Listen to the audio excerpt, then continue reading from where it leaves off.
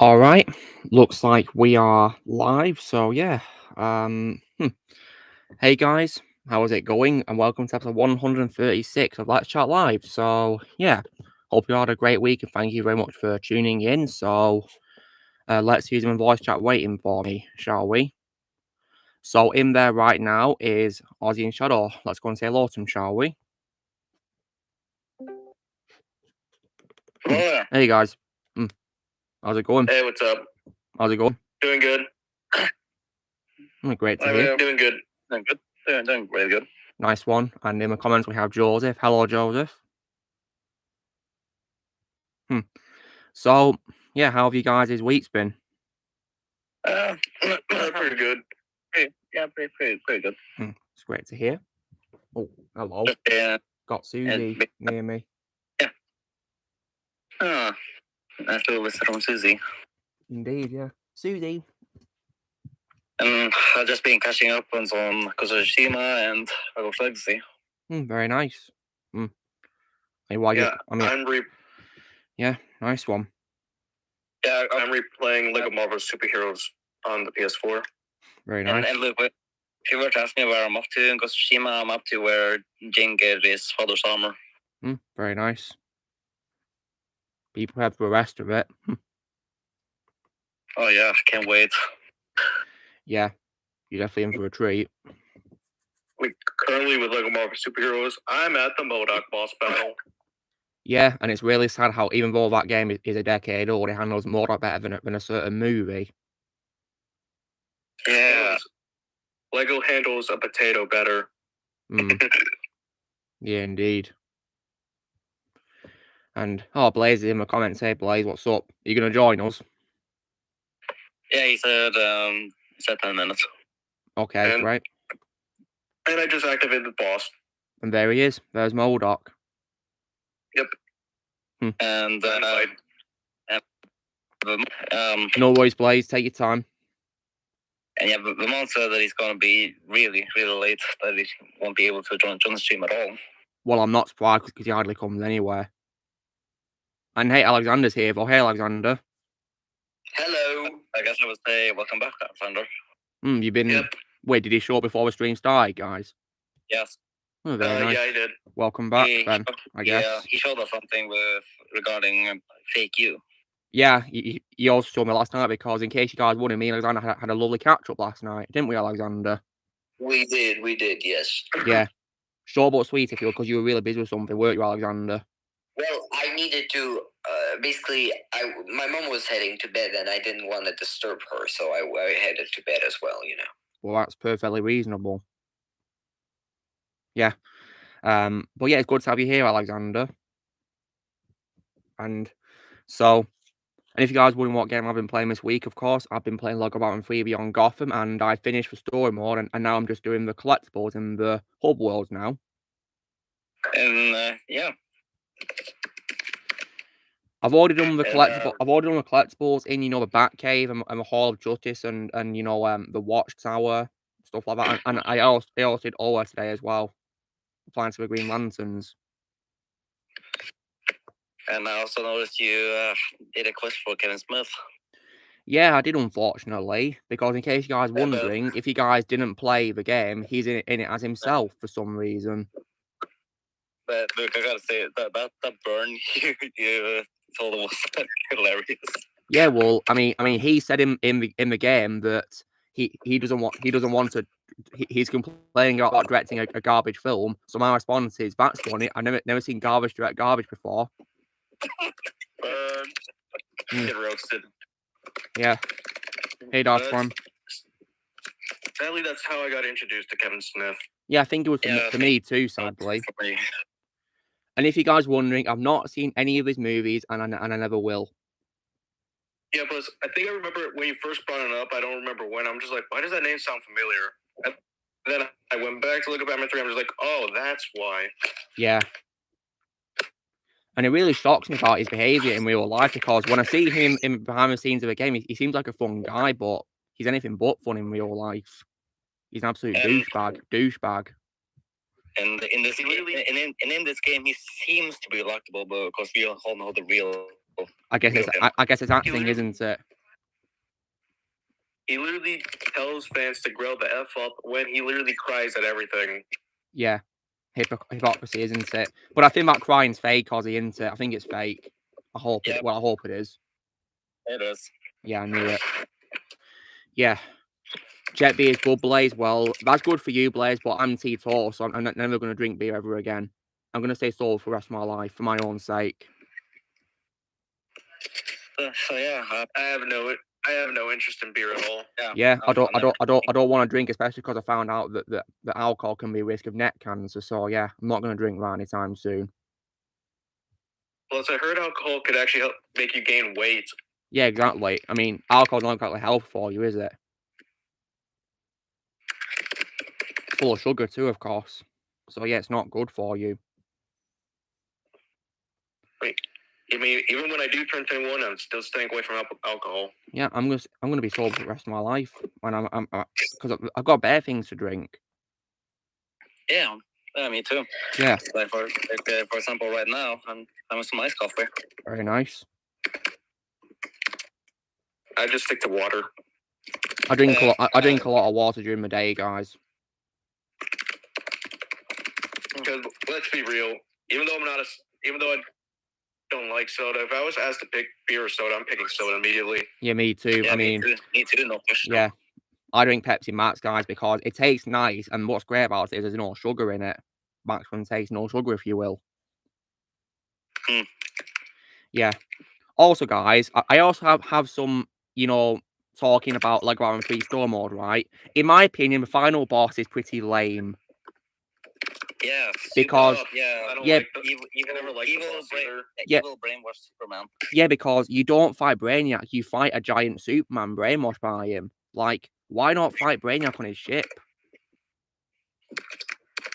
Oh man. Yeah. And also, guys, if you guys were to ask me which of the Lantern planets is my favourite out of the ones which are basically 360 degrees camera angle and all that rubbish, I'm probably going to pick the Blue Lantern one, Odin, mainly because of the music. Yeah, the music is very relaxing. Yeah, it does. I love that music. Yeah. And I don't know why, guys, but it reminds me of Wakanda a little bit. Yeah, if you were to ask me what my favorite music in the game is, then that's the Watchtower control room music. Yeah, it's good. Although I do love how when you fly as Superman in the game, it plays John Williams' theme. I definitely love that. I adore that so much. Never get tired of hearing that theme. And when you fly as Wonder Woman in the game, you hear the iconic theme in Melinda Carter version of the character, which is really cool. Yeah. And of course, when you finish the levels in the game, you get the iconic theme by Danny Elfman.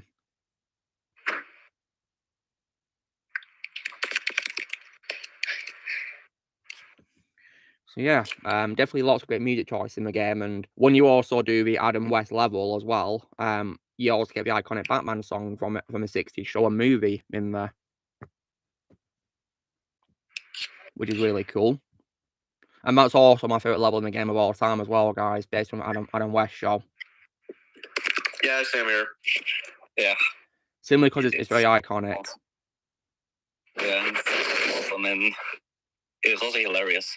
Very funny.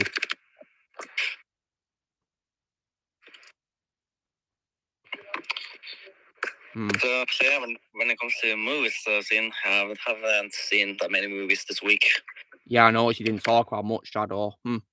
I mean, I of course rewatched Endgame on Sunday, and to this day, it's my favorite MCU movie. It's not going to be topped, and maybe that's going to be coming on Monday. And what else did I see this week? So what's called the Heart of Stone movie?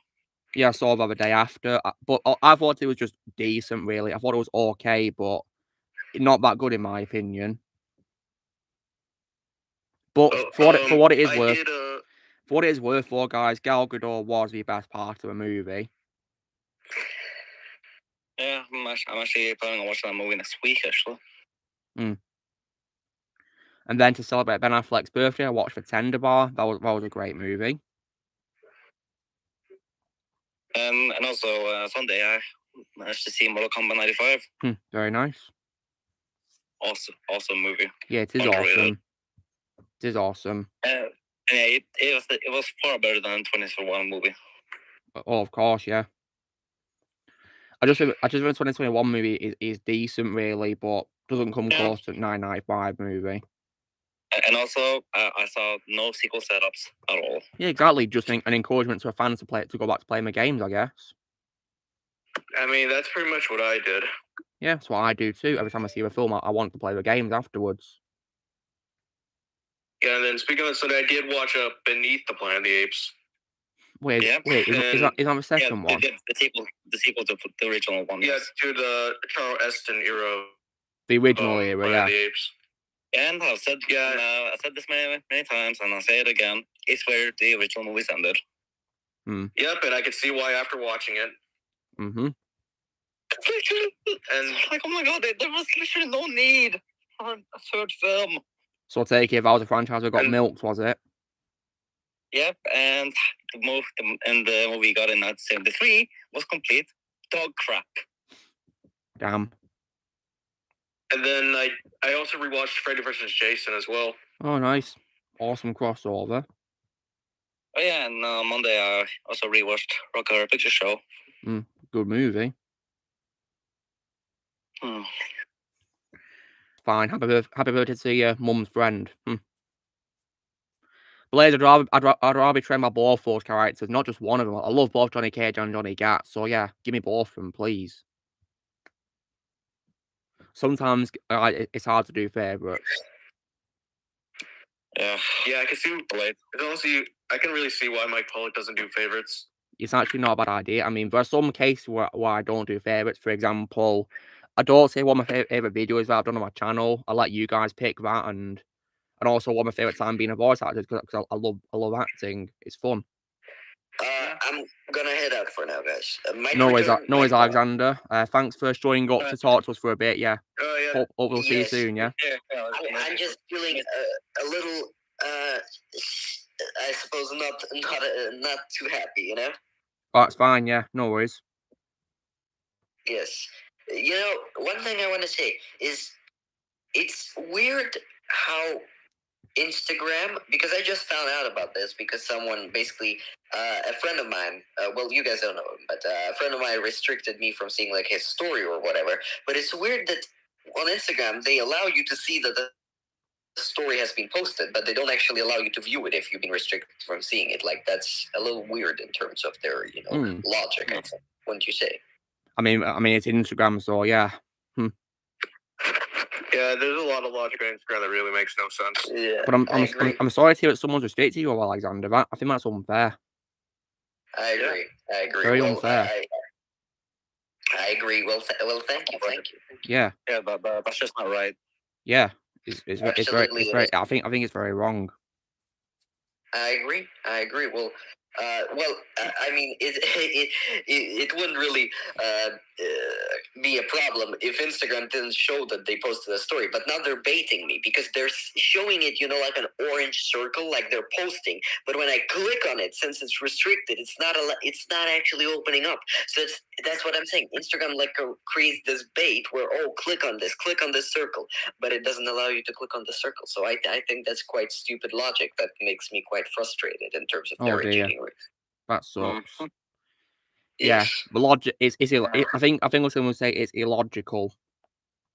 It is illogical. It is Yeah. logical. Well, and Alexander. This person, they'll learn the hard way. Okay, carry on. And also Alexander, the stuff you showed me last night with Fake You. Do you plan to show me the General Grievous one that you said you're going to do? I'm trying, but Fake You. I was lucky on that day, but I've been trying for the past days for hours, and I'm standing in this queue. I'm waiting for the voice to be created, and I'm not going to wait for hours. Like, I literally spent an hour with my laptop open on the website, and it still didn't do.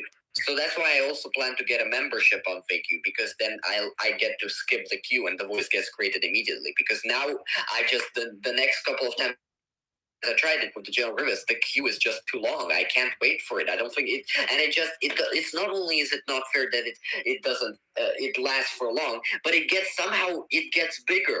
Like, it went from 300 people I have to wait for to complete their voices to 390 in a second. I don't know how that happened. That is ridiculous. Yeah. So when I get to create the voice, I'll share it instantly. I would have shared all of them with you, but I'm saying Fake You has some massive inconveniences on their website in terms of their programming. Yeah, it's very inconvenient. Doesn't make any sense. I agree. Yeah. Yeah. I mean, and this membership you're doing, Alexander, do you have to pay for this membership or is it free? Yes, it is paid. It is paid. Okay. Otherwise, and you can pay for several tiers, but I'm gonna be getting the highest tier because that's the one that actually allows you to step in front of the queue. The others, the first one doesn't help at all with the queue. The second puts you kind of a bit forward, but still you have to wait a long while. The third one is the one that puts you in front of the queue, so you don't have to wait at all. So that's the one I'm getting, even though it's the most expensive. Well, hope that all goes well for you, Alexander. Thank you. Yeah. Yeah. Hope everything goes well. Hopefully. Yes. All right. Well, bye, Luke. All right, Thank take you care, very much. Alexander. Hopefully see you soon, yeah? Yeah. Take care. Yeah. Well, that really talks about Instagram, doesn't it? Yeah. Yeah, I mean, like, technically I kind of went through, except the thing is that when some people I followed, like, they, like, reshare some posts, and it's from people that have blocked me. Oh, wow. Because, like, stories not available. I'm just like, yeah, because I remember, like, back in middle school, some kid blocked me, never told me why. And then he came up with excuses going like, oh, my Instagram account's glitching. And then literally in high school, I literally called him out for it. Yeah, well, Like, he had literally, it coming. He had it coming. He's like, oh, Ozzy's my best buddy. And I just replied back, then why did you block me on Instagram? Yeah, exactly. Nice one. And it was one of the bad timings because we were doing a school assembly. Well, good timing for me, but bad timing for him. But I said it out loud on the mic, and the whole school heard it. Oh, ouch. Wow. Well, after that, I could tell I'm not going to unblock soon, but I really don't care. I mean, why should you care? He betrayed you by doing that. But hey, thankfully I'll see you embarrassed in the content. Yeah, I mean, that's what he gets. It's Karma. gonna be fake pretending to be my friend. What's the point of me caring if he's gonna get humiliated or not? Yeah. What do I think of Batmobile gameplay in Arkham Knight? I thought it was all right for the most part. It was the races that really bugged me because of the driving mechanics. But yeah, I thought it was all right. Yeah, the driving mechanics, they really pissed me off. Damn. I don't talk about Blue Beetle, all right? If you're going to talk about the DCU today, or the DC Universe, or the MCU, then please leave, because I don't want to talk about rubbish. Wait, what? For talking about Blue Beetle in the chat, I don't want to talk about it. Wait, there was a Or that's what you should call it, Poo Beetle. I literally forgot that it happened. I'm not even watching it. I don't want to talk about it. I literally mentioned Tyrone Magnus' review about it, and then one day later I forget that it happened. Yeah, and Tyrone Magnus hated it, so yeah, doesn't surprise me in the slightest. And Gary also hated it as well, and doesn't surprise me at all. Yeah, because Tyrone Magnus says this movie's a big piece of trash. Yes. I first discovered Will Smith in the film I Am Legend, Blaze. That's how I discovered Will Smith. I've not heard any of his songs as a rapper, actually. I've not had a chance to yet. I heard his Fresh Prince of Bel-Air rap once. Oh, yeah. I've not even seen that show. It's actually pretty good. I know about the Get Out of My House meme, of course. You're not gonna like how I got introduced to Will Smith, though. Was it the Aladdin remake? Nope, it was Shark Tale. Oh god, not that rubbish. Oh no. Worst DreamWorks movie I've ever seen in my life. That's an example of where my opinion did not age well. Yeah. I can relate because I actually used to like that movie a lot when I was a kid. Yep, and I really don't like how literally the main character and I share the same name. Yeah. Oh well, you know I'm supposed to Ozzy, Ozzy, aren't you? Yeah, normally because that's literally what I prefer to go by nowadays. Yeah, it's a good name for you. Yeah. Favorite Walking Dead season? First one. Yeah, I don't think anything can beat the first season. Yeah, of course. First season's amazing. just That's like usually how you start it. that it's usually since it's with multiple shows. Yes, seems to Like for be. me, it's like for example, Stranger Things. Yeah, of course, that can't be taught, can it? It's an absolutely amazing first season. So yeah, and also when it comes to gaming as well, guys, I also as well managed to play all of the against all the teams on FIFA. So I was so yeah, and I think I'm officially done with FIFA now when it comes to playing sports games because they're going to be changing its name around in the next game, and it's left me really worried we're going to screw it all up because if they did it to another sports game, which is Pro Evolution Soccer. Oh boy. Because literally, guys, right, it became a free-to-play game called eFootball, and there's barely any teams on it, and the graphics suck. Oh, Whoa, that's Yeah, a sign like- of failure. Yeah, awful graphics, and there's like only about 5 teams. 5 teams. What? Yeah, exactly. How do you kind of feel? I mean, I'm not even a fan of sports games, but the ones that I played had more teams than that. Yeah. I think Pro Evolution Soccer is an example of a sports franchise where all games are better. Same with FIFA too, in my opinion. I think for me, probably, the Madden football games. Wait, is that American football, Aussie? Yeah, American football to be specific. Yeah, not played any of those. Similar because I don't really support American football at all, really. I don't really watch it, but a good majority of my family members are a fan of football. Very nice. Like, but then again, I've been to a football game before, so that's another thing. Yeah, I mean, I've been to, of course, what you would call soccer games. Yeah, I've been to several myself. Yeah. Yeah, and like sporting games I've been to, football is one of them. Well, it was actually college football, but technically it still counts. Well, yeah, it's a And sport. I've also been to some baseball games. Very nice. Baseball. Yeah, back when when I guess I was a semi baseball fan. I mean, nowadays not really because I don't keep up with sports nowadays. Yeah, to be honest, I don't really keep up either, really. I mean, mainly because 90% of the football or players I know have either retired or like left the team I support. So it's hard to keep up with all these new players. Yeah, that's like the same thing for me because like I used to be like, if you know the athlete, well, this is American football. I'm just gonna pull up an example. The athlete Peyton Manning, he was a Broncos football player, and after he retired, I just kind of stopped paying attention to football. Well, I can see why, because he must be a player that you idolised, Ozzy, I guess, and because he's gone, yeah, I suppose you've had enough, right? Yeah, because like back in 2015 to 2016, I was like a huge Broncos fan until Peyton Manning retired. Yeah, I can see why. And I believe there's also a very popular footballer in America called Tom Brady who played a very long career. He retired recently, I believe. To be fair, I'm not really a Tom Brady fan. I mean, I've not watched any of his games, but yeah, I've heard of him more because he had a cameo appearance in Ted too.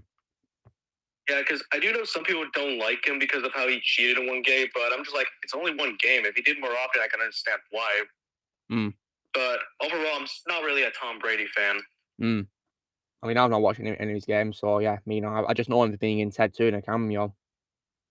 Yeah, that was actually one of the funniest moments in Ted 2. Yeah, it was. Yeah. And Blaze is here, guys, but he said he's got to be on mute. That's fine, Blaze. You can talk to him in a normal mic chat, yeah? Yeah, and Tom Brady was also in a Mr. Beast video, I think. It was that's cool. video where he... Yeah, because I think it was the boats. Yeah, the cruise ship one. The yacht. The yacht, $1 yacht to $1 billion yacht. Yeah, it's pretty cool that he did that role for Mr. Beast, I guess. Yeah, because like Mr. Beast has got a lot of surprise guests. Like another example is Gordon Ramsay in the Charlie and the Chocolate Factory video. Yeah, it's really cool that.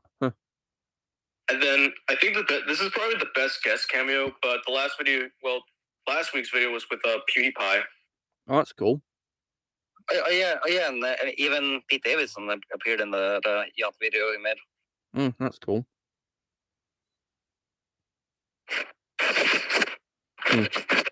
Yeah, I did know that, Slasher. It's pretty cool, that. So So yeah, in terms of games now, guys, on Xbox, I'm currently playing a Splinter Cell game called Splinter Cell Conviction, and so far it's pretty good. Splinter Cell Conviction. Oh, nice. Yeah. I don't think Sam Fisher's a pretty badass protagonist, voiced by Michael Ironside. Ooh. Yeah. Dev does a really amazing job playing him, and even though he gets older and older, he still sounds great in the game. Really great.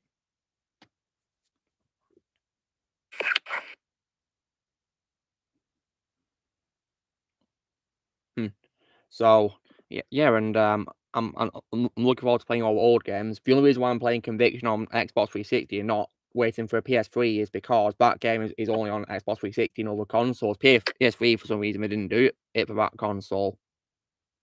And Blaze is holding a game right now. It's Vampire. Vampire. Yeah, he got it this week, and also Middle of Shadow of Mordor. And if you guys are wondering why it's in German, it's because Blaze, you got a German copy of it, didn't you? But yeah, Blaze told me last night that it is still in English though. Still in what? It's English language. Yeah, you can. I think it switches to a default language of your console when you put it in, which is, I guess, very handy.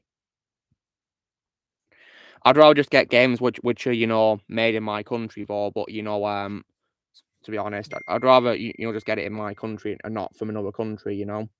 Yeah, I understand what you mean. Yeah. Yeah, I do. That's usually what I do. Vampire's Polish. That's cool.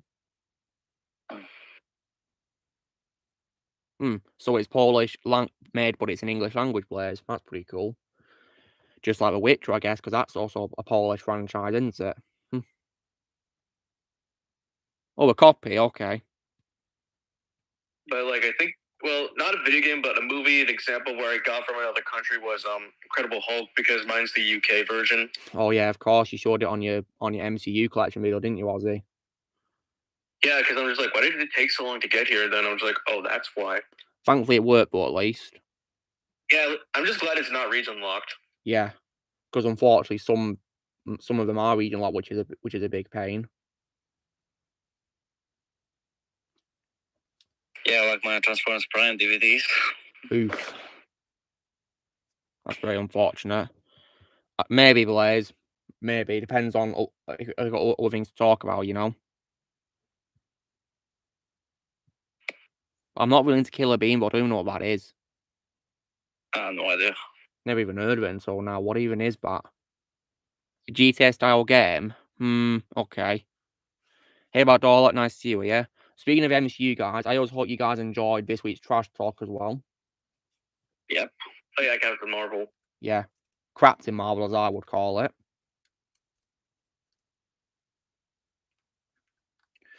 Thankfully, of course, on Monday was a way more positive review coming. Oh yeah, very awesome. Because it's my favourite of a franchise. And then that's my journey done with MCU. Yeah. Then it's Fantastic Four next. Oh yes, that's what I'm going to be doing next. First of all, guys, I will be posting a review for another Marvel film, which is actually the 1990 Captain America movie. I'll be checking that out, seeing what I think of it properly this time. Because I remember not really being a fan of it when I first saw it, mainly because I already did a Red Skull. But yeah, we'll see how it goes on this rewatch. Yeah, I've seen clips of that movie, and I just remember not liking it. I mean, would you say it was cringe, Ozzy? Really cringe, especially Red Skull. Well, I can imagine, because I've seen bits of him. It doesn't even look like he's a skull. Like honestly, he just looks like a squished tomato. Yeah, he does actually. I mean, when to be honest, it literally just feels like a cartoon. Live action cartoon, not that. Maybe it is, I guess. It's laying back door. Oh dear. But oh yeah, they made Red Skull Italian for some reason too, which doesn't make sense because the character's German. Yeah, because when I heard his accent, I'm just like, wait, what? Yeah, like they really unveiled to comments like he's German and his name is Johann Schmidt. Not whether he's called him a movie. I think he's got a different name for some reason in a movie. But then again, guys, isn't it a coincidence that Schmidt is the German version of Smith, and the actor who plays him in the 2011 Captain America film has played another character going by the name of Smith? Oh yeah. Kind of funny. Yeah. Actually. But then again, guys, it's Hugo Weaving. He definitely does a great job playing villains.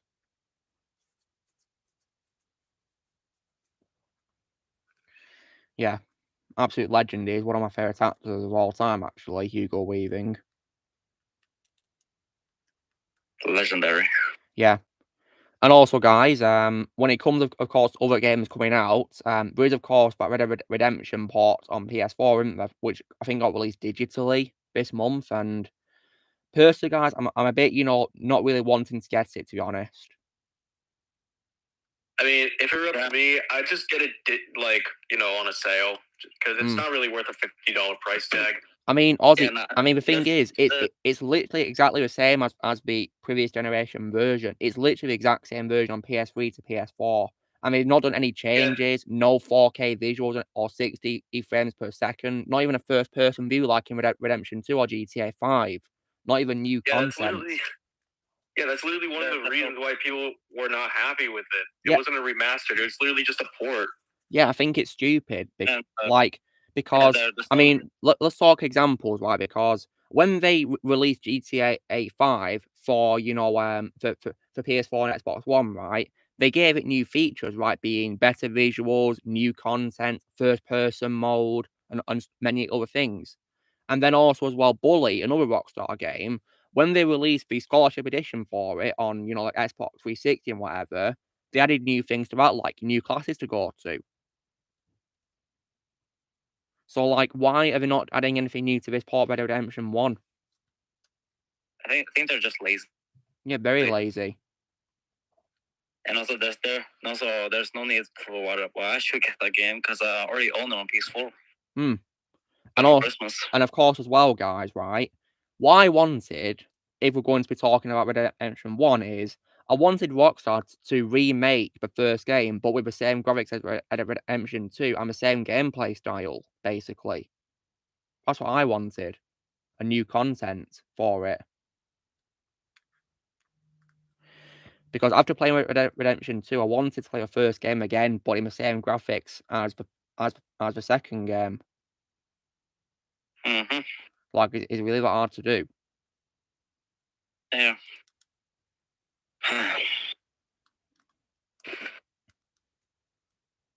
So yeah, I don't plan to get it. I mean, because it's literally the same as the PS3 version, and so like, why should I pay like £50 for on PS4 when I can simply get it on PS3 for a very cheap price? The same version on PS3 for a cheaper price.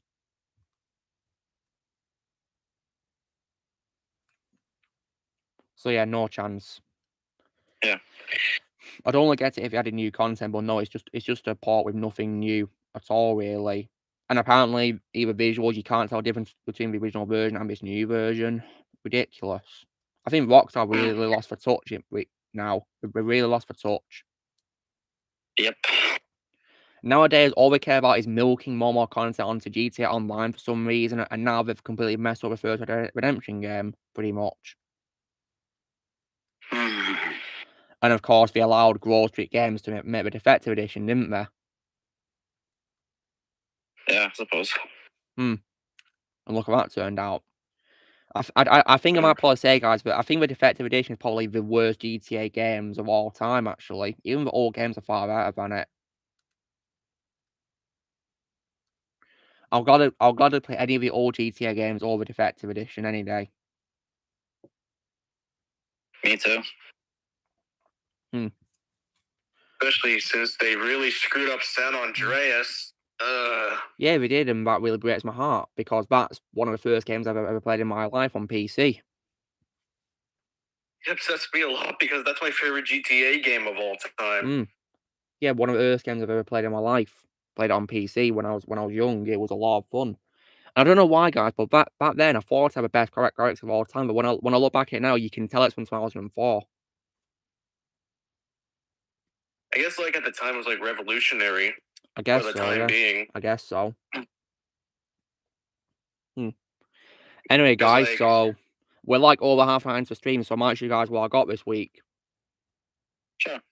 Yeah, so I know you guys will be looking forward to that. So, if you guys, of course, saw earlier, I did an unboxing, of course, which is for Scarecrow, based on the Dark Knight trilogy. Oh yes. And unfortunately, guys, once again, no access to it, anything like that. That's a bummer. Not even like Fear Talks and anything like that. But it did ever come with the parts to finish off building Bane, based on Tom Hardy's portrayal, and of course, building Bane, in my opinion, was totally unnecessary. He should have been released as a separate figure, not as a buildable figure. Yep. Simply because he's the same size as the other characters. If he was massive like the comics in the film, I'd understand, but he's not. He's literally like the same height as Scarecrow. Look, see what I mean? Yeah. Doesn't make any sense. You know what I'd suggest, guys, right? Because the Dark Knight trilogy doesn't really have big characters to make a buildable figure of, why not do like buildable vehicles instead? Yeah, like the Tumblr. Yeah, Tumblr or Batpod or simply the Bat. Yeah, I don't know what the purpose was, but all in my opinion was no point. They should have just made a separate figure. And they didn't even, I've not even seen any figures of Anne Hathaway's Catwoman or Liam Neeson's Ra's al Ghul either, sadly. Which is very unfortunate. Yeah, it's very disappointing. So I don't understand the point of that, really.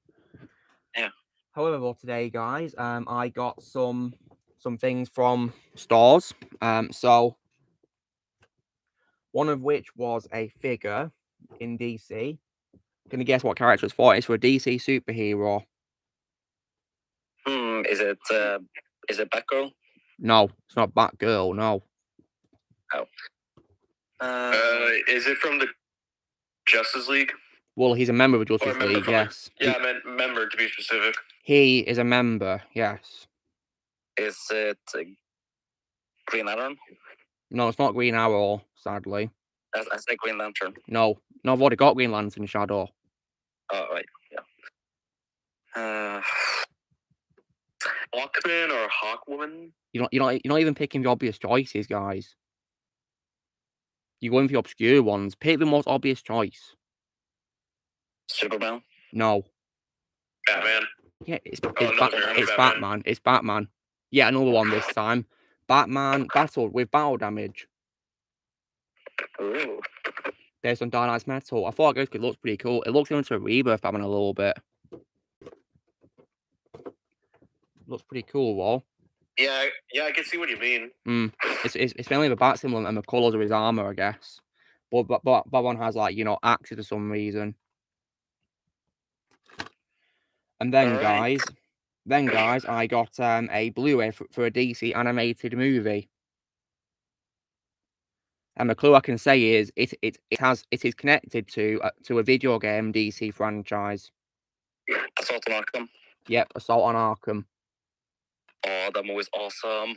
Yeah, I got this mainly because my favorite Batman's in it, of course, as well. Mainly for him, my favorite Batman of all time, the legendary Kevin Conroy. Rest in peace.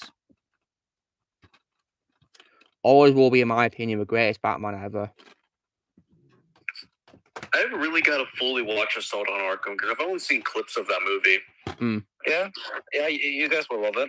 I love how it. I love that it's connected to the games. Yeah, I can't wait to dive into it. Hey, Liv, nice to see you here. Yeah, it's Booster Gold, not that one. Goodness me, not Golden Booster.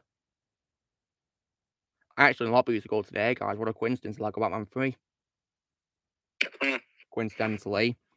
Then, guys, I got a Lego game. And this is also an old one as well, guys. And this one guys, does not have PlayStation trophies. So I got it the Xbox 360 version because it has achievements.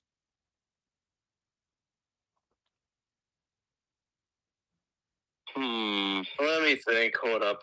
I want to say Pirates of the Caribbean, but I'm not sure. That has trophies. This one does not have trophies.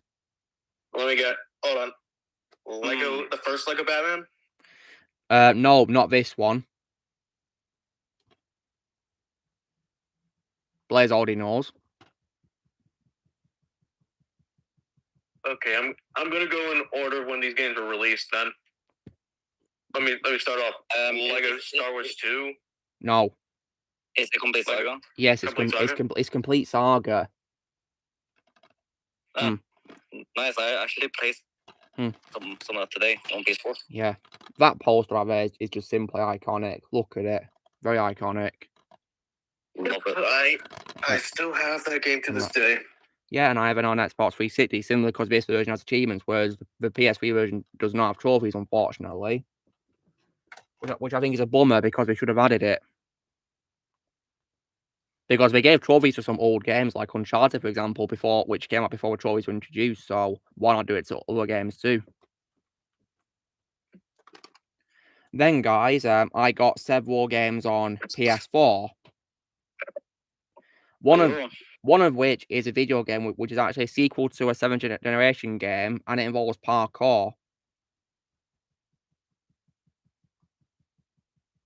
Is it Dying Light? No.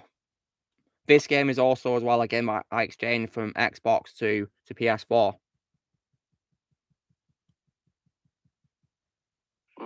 Blaze will know what it is, because I think he's a fan of this franchise, aren't you, Blaze?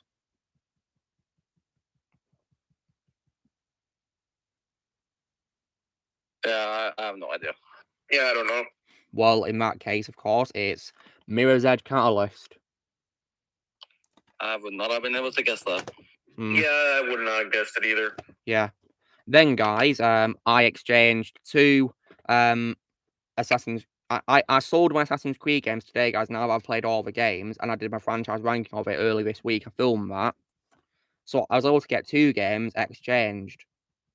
And these are two of the recent ones. Blaze knows what I got already, but can you guys guess? And as a heads up as well, guys, I am not getting Assassin's Creed Odyssey or Valhalla because I'm not a fan of either of those games.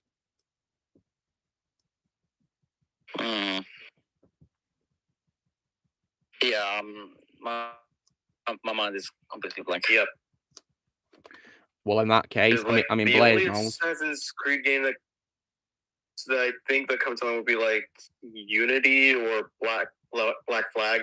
Well, I couldn't find either of those today, but I did, however, get Assassin's Creed Syndicate, one set in industrial London, and Assassin's Creed Origins, set in Egypt. Oh, nice one. Nice. Yep. And in my opinion, guys, Origins is the last good Assassin's Creed game, in my opinion, the last good one.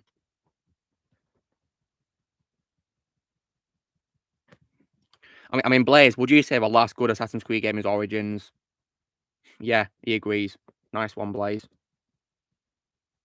Then, guys, I got an action video game by Ubisoft. This is part of a franchise I'm a fan of.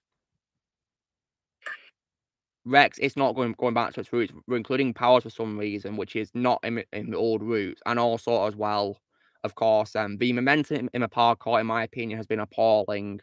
Very appalling. So I'm not touching Mirage. I don't want to. I think Odyssey and Valhalla killed my interest. But can you guys guess what this action game is? And it's by Ubisoft as well. And I actually got the 3rd installment of this franchise. I was in Manchester a couple of weeks ago.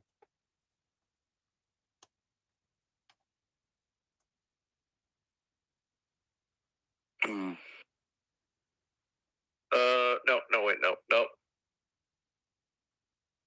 It's an action franchise. Is it like Far Cry? It's part of that franchise, yeah. Can you guess which number of a franchise I got it?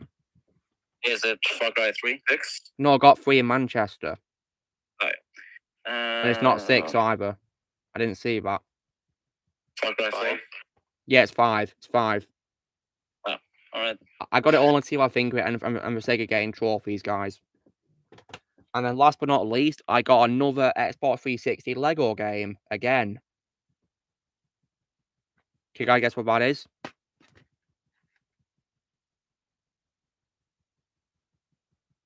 Is it Lego Batman the video game? Yeah, it is. Well done. First time too, Shadow. Yeah. Lego Batman the video game right there on Xbox 360. Yeah, Classic. yeah, there's a back too, yeah. Unfortunately, of course, the PlayStation version does not have trophies, whereas this one does have achievements on Xbox 360, so that's why I got it. That means, I guys, 100% that game a while ago. is it easy to do, Ozzy? Yeah, it's actually it is easy to 100%, but it will take time. Yeah, I can imagine.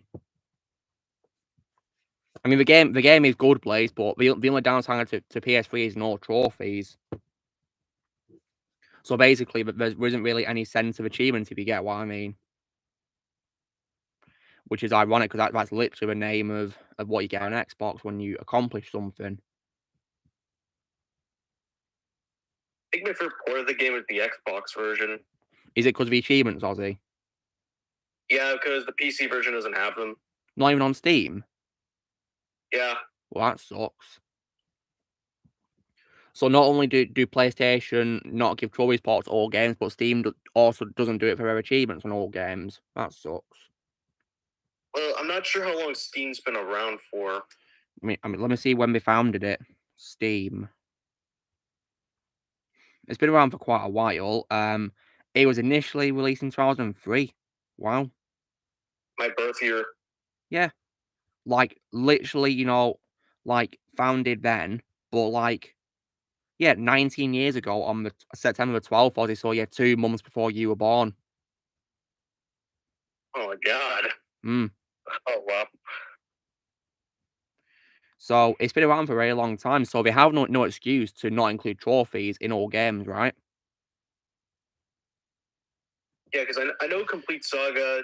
I mean, Complete Saga on the PC version doesn't have trophies either. But the only reason why I prefer the Steam version is because of the loading time.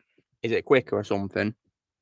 Yeah, it's faster. Oh, that's one good thing, I guess. Yeah, because the reason why I wouldn't say the Xbox version is not my favorite is because sometimes the loading is kind of slow. Well, that sucks. Sure, Yeah, I'll check but, out for one day, Declan. See what I think of A Long Kiss Goodnight. I mean, you'll notice it when when you start up that game. The game obviously shows you which characters you're playing with every time, so you'll notice it. Yeah, I'll see, of course. I'll probably play a Complete Saga after I've played Splinter Cell Conviction. Actually, come to think of it, I kind of wonder why Lego kind of stopped doing the thing where they showed you the characters you're playing as. In the Because, loading screen. They didn't. Yeah, like they showed you that in the Star Wars 2, 3, Yeah, it's like and Complete Saga. Flash is the character that you're playing as before. Yeah, because the last game they did it for was Lego Pirates of the Caribbean. Yeah, I missed that feature in Lego games. Yeah, because I'm just like, why didn't they do it for Lego Indiana Jones? Because they cut it out for that one. Bit weird if you ask me. Yeah, and also like a Harry Potter, both games. What a shame. And to me, that just triggers like nostalgic memories to me. Nostalgia. And honestly, guys, I do kind of wish that Skywalker Saga did this. Return this feature. I really, really do. I mean, technically, it would make sense because technically Lego Star Wars is Lego's first game with TT. Exactly. Så Skywalker Saga missed out on that. Well, Skywalker Saga missed out on a lot of opportunities. Let's be real. Yeah, lots of them. No George Lucas, no Lego Yoda Death Sound. Yeah, no I mean, I've said, of course, that George Lucas, in my opinion, should have been a character who you have to save in peril, and when you unlock him, he has lots of powers. And I'd even want George to voice himself in the game too.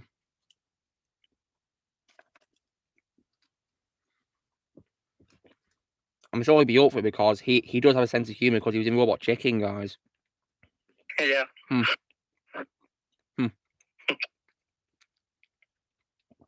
He's an absolute legend. Always will be my favorite director of all time. That will never change. Xbox 360, he shut down their games. Yeah, I heard about that, and I'm not happy, Rex. I'm really not happy. So, yeah, basically, even more glad I'm going to be retiring from Xbox soon.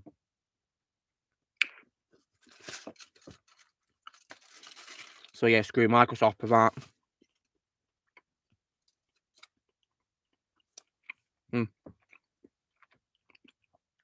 Oh yeah, and also guys, I also lost respect for Rachel Zegler. Yeah, she's an absolute douchebag. Yeah, same here. Especially after she attacked Gina Carano. Yeah, she's disgusting. Like she's just a woke brat. Mm. But I do find it satisfying though that she's costing Disney billions. Yeah. I also find it satisfying how Gina Carano also called out Rachel, because Rachel's like, I want to be a better person, and then she replies back with a screenshot of her blocked profile. Mm. And the question I have is, if you want to be a better person, then why'd you lead a hate group towards Gina? Exactly.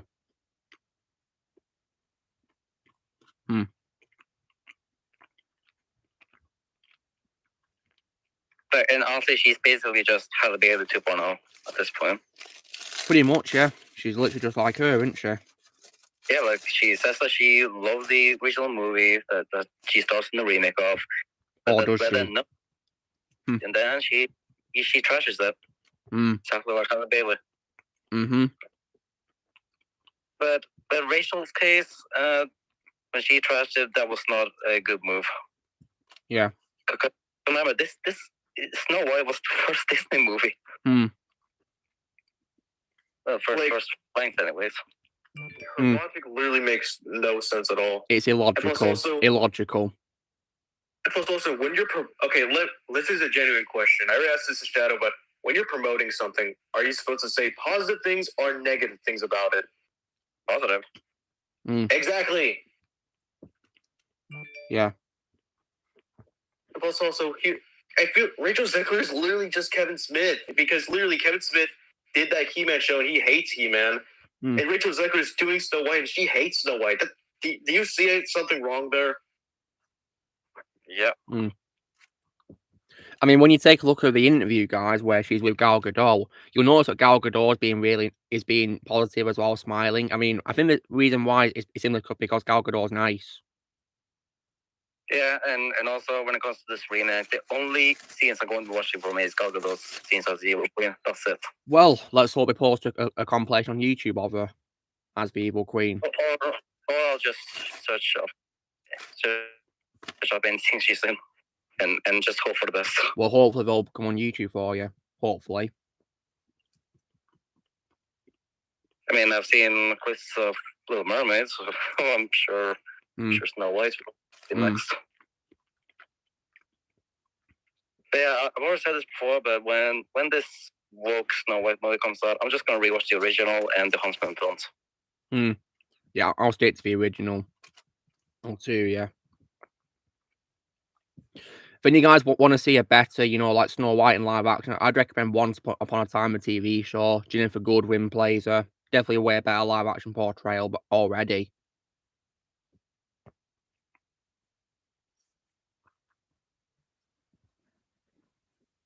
Well, I'll definitely give Once Upon a Time a chance. It's a great show. I mean, me and Alexander would both recommend it. Me and him, we will watch that show, and we both love it. Apart from the last season, we love the show.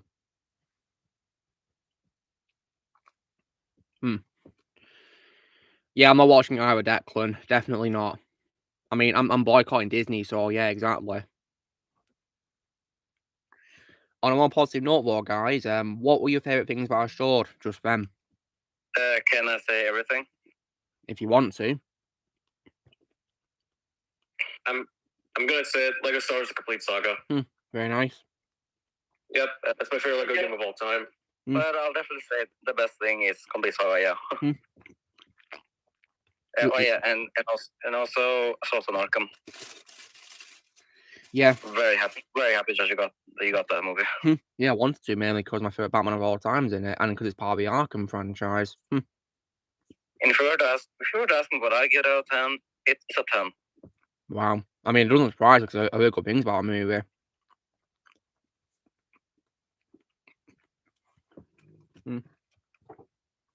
But maybe one little nitpick I have is Mark Hamill is not the Joker in this. Yeah, I'm pretty sure this was when he said he didn't want to play him anymore, apparently, but he came back, of course, later on, didn't he? Yeah, I think I remember correctly that the voice Joker's voice sounded a bit off from when I saw clips of it. I mean, wasn't it Troy Baker in this movie as Joker? The same guy does it for Arkham Origins. Hold up.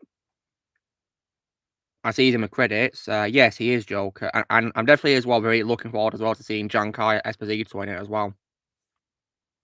Yeah, he was good.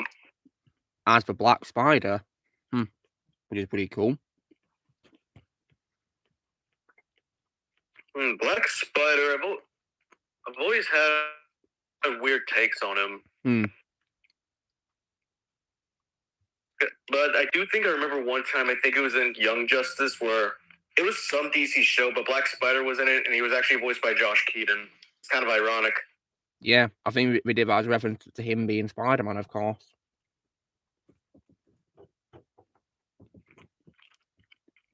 Right, see you, Declan. Thanks for coming on the stream.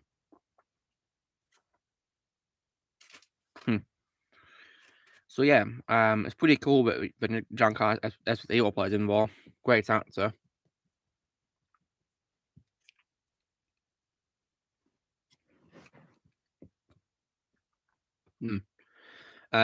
So, oh yeah, guys, we should probably talk more about Lego Batman 3 because I've been playing more of it today, and so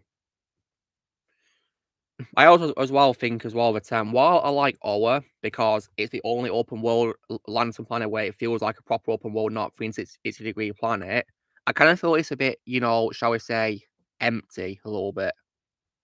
Very empty. Yeah. I mean, I think it's confusing. What's confusing is there's no Green Lanterns walking around or anything like that. Yeah, there's none, and it's basically you're basically just on a green rock with a few green obelisks. And all it is races, but you do because that's where you can use your vehicles. But like, what I think is annoying is how it's the only place in the game where you can drive your vehicles, not everywhere else. That actually annoys me. Oh, Blaze left us must have been a glitch or something. And that's also sad too because the other Lantern planets do feel a little bit more alive. Yeah, because we actually have people walking around there, aren't there? Yeah, like Odin, for example. That's a great example of this. I mean, that's my favorite out of ones which are 360 degrees, mainly because of the music. And of course, and Sinestro's planet. Quad, yeah. Quad's good. Yeah, Quad. And of course, Sinestro is my favourite enemy of Green Lantern as well. Always will be. Yeah. I mean, can you pick anyone else? I mean, I also love Atrocitus, the leader of Red Lanterns. And it's mainly due to Injustice 2 that he's also my favourite role of Ike Armadi as well, who also played in Lego Batman 3 as well. Ike Armadi.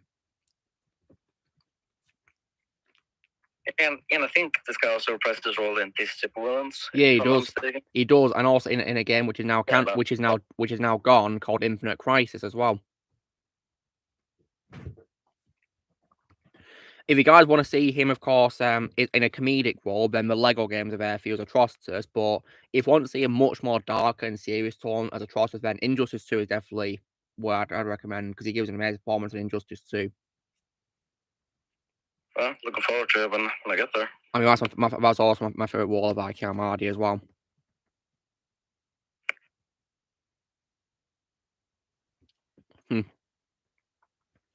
Yeah, I think Mark Strong was one of the best parts of a Green Lantern film, although I'm not a fan of that movie, to be honest. Yeah, with the Green Lantern movie from 2011, it has some things to like and some things to not like. Yeah. I mean, I did like Mark Strong as Sinestro, although he was one of the best parts of it. I mean, he's a great actor in general, so yeah, never going to say anything about Mark Strong. I think I would say he was actually perfectly cast. I think he was, yeah. I think he deserves a lot of praise for his portrayal of Sinestro. I thought he was good as him. Yep. I mean, if there's one thing I could really remember about Green Lantern 2011 is that was the first DC movie I saw in theaters.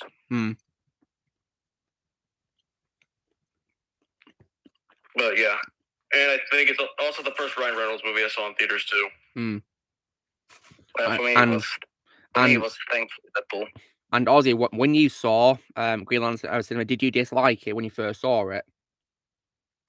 I think I thought it was okay at first. Looking back at it, yeah, I'm not really a fan of it. Because the things that throw me off in it is that I personally thought the CGI was not good, in my opinion. Yeah, like, especially the CGI on Green Lantern's mask. Yeah, I mean, and Ryan Reynolds, of course, makes fun of the suit later on in Deadpool, doesn't he? Please don't make the super suit. Exactly. Animated. Because that's literally Ryan Reynolds. That's his most hated role or movie. Yeah.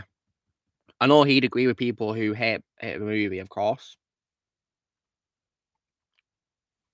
And also, of course, I also feel that, in my opinion, Carol Ferris is also bland, in my opinion, as well. Carol Ferris. I think she's bland. Yep. But also the movie is also boring. Yeah, for the most part. But if you were to ask me would I watch Battle of Eternals, I'd rather watch Battle of Eternals, to be honest.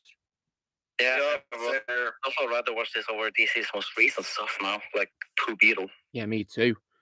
And for what it's worth, compared to the Eternals characters who I didn't like any of them, I think Hal Jordan is a more likable protagonist than any of them, in my opinion. Yeah. And another thing I did also like, for what it was also worth, was Clancy Brown as a voice of Parallax as well in the film. Yeah, and wasn't Jeffrey Rush in the movie? He was as the voice of Tom R. Ray. Yeah. Tom R. Ray, who is, of course, the mentor of Hal Jordan, who he meets on Oa. Yeah, I like him. Yeah, he was good. And obviously, as well, guys, Michael Clark Duncan, rest in peace, as Kilowog. Oh, he was awesome. He was perfectly cast. Yeah, he was. Michael Clark Duncan is an absolute legend. Yeah, I miss him to this day. Can't believe it's like over a decade since he died. Isn't it? That's just really sad. You rest in peace to him. Yeah.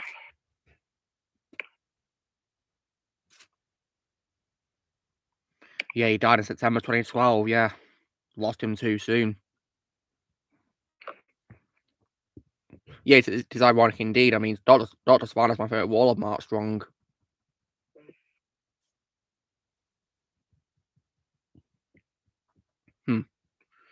And if you guys are wondering, I do know what happens in Shazam 2's post-credit scene, and I'm actually not happy. I'm very appalled about how they did Barry Sivana. Yeah, I hated it too.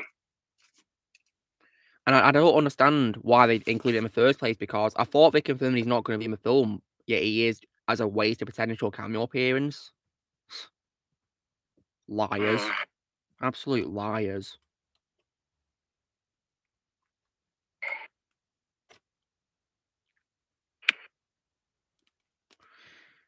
Yeah, that's another villain that DC has ruined. Yeah. As far as I'm concerned, he's only in one film, to be honest.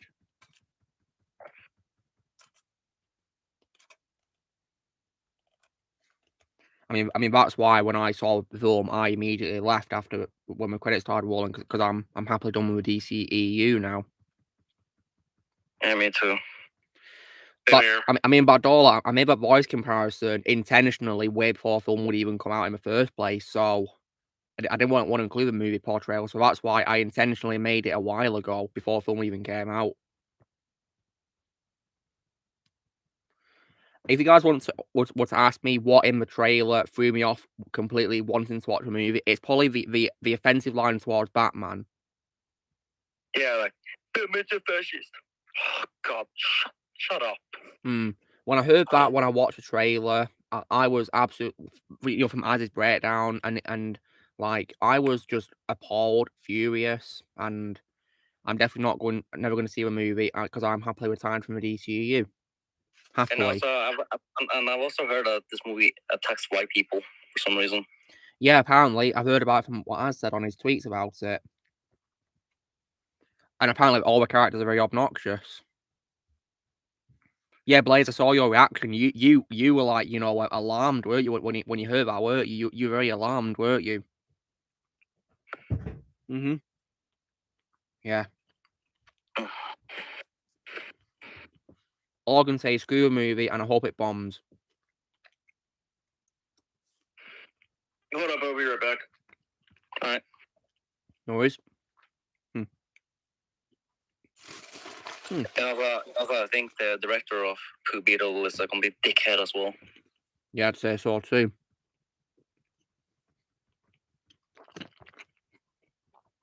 Yeah, he intentionally wanted to piss off fans of DC. Mm-hmm. And he attacks white people in the movie, but he still wants your money. Well, he's not going to get any of my money. Don't get any of mine. Now I'm going to have some chocolate, guys again, which is Milky Bar chocolate buttons. Love these.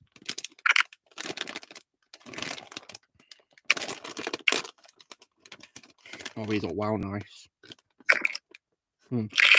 Love these.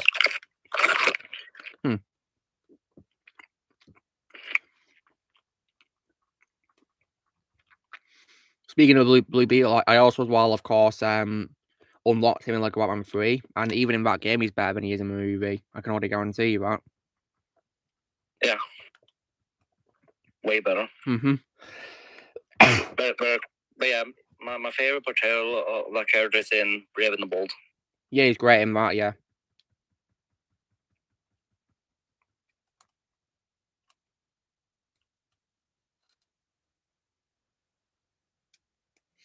And in terms of TV shows, guys, I'm of course up to series 3 of, you know, The Office, and it's been an absolute blast so far. You know, these episodes of series 2 have been making me laugh my head off this week. It's been an absolute joy to watch. The only thing I've not liked is, of course, the appearance of a disgrace being Mindy Kaling. Yeah. Yeah, she's very annoying in the show. Yeah, she is. Very annoying. I can't stand her presence at all.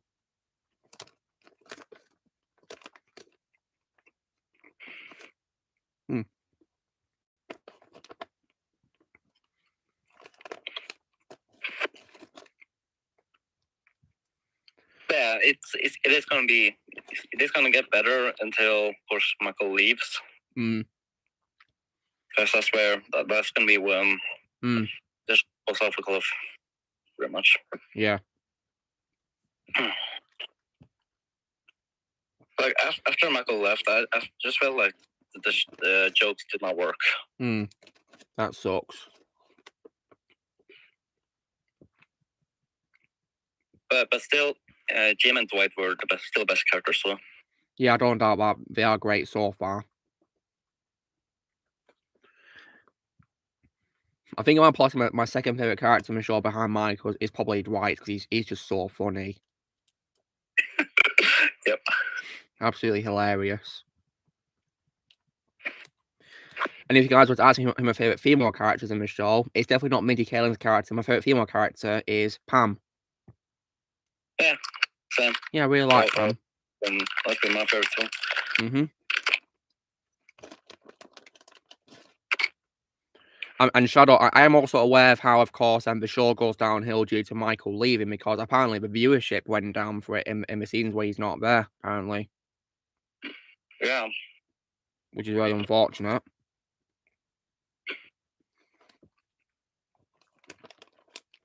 With some people also saying that apparently his last episode where he leaves is apparently a fitting series finale too, according to some fans. They reckon it's where it should have ended. Yeah, next time I watch The Office, I think I'm just gonna watch up to that point and then the series finale. Good choice. Because it does feel like it lasted a little bit too long. So would you say it was another franchise that was milked? For the most part. But it was worth it to get to the series finale though.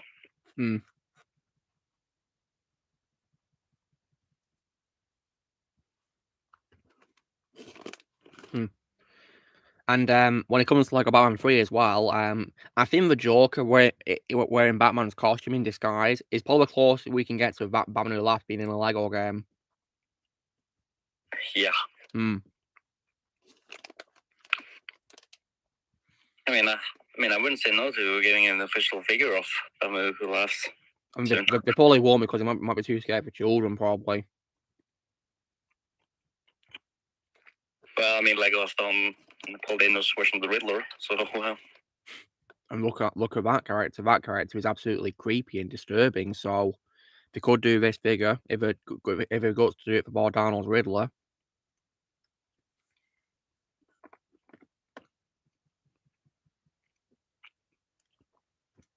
And in the past, they also did it as well for Darth Vader when he's burned, of course.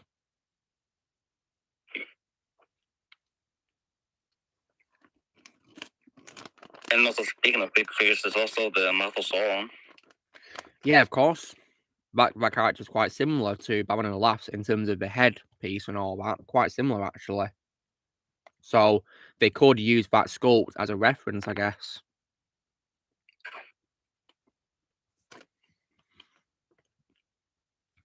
But I bet fans of that Lego set who got that figure will probably be wondering who he is if they didn't see the extended version of Return of the King, of course. But I do think the mouth was definitely an important part who should have been included in the theatrical version to begin with.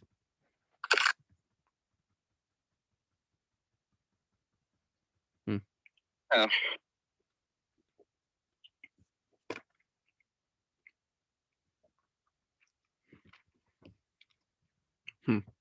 What's that reference supposed to be about all? I've not even heard that quote before.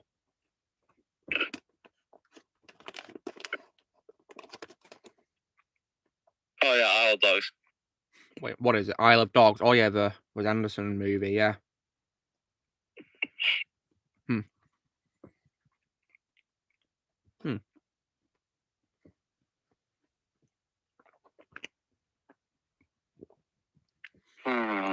I can also promise, guys, that after I've played all the Xbox games I want to play and I retire, I will be dedicating more of my time to PlayStation.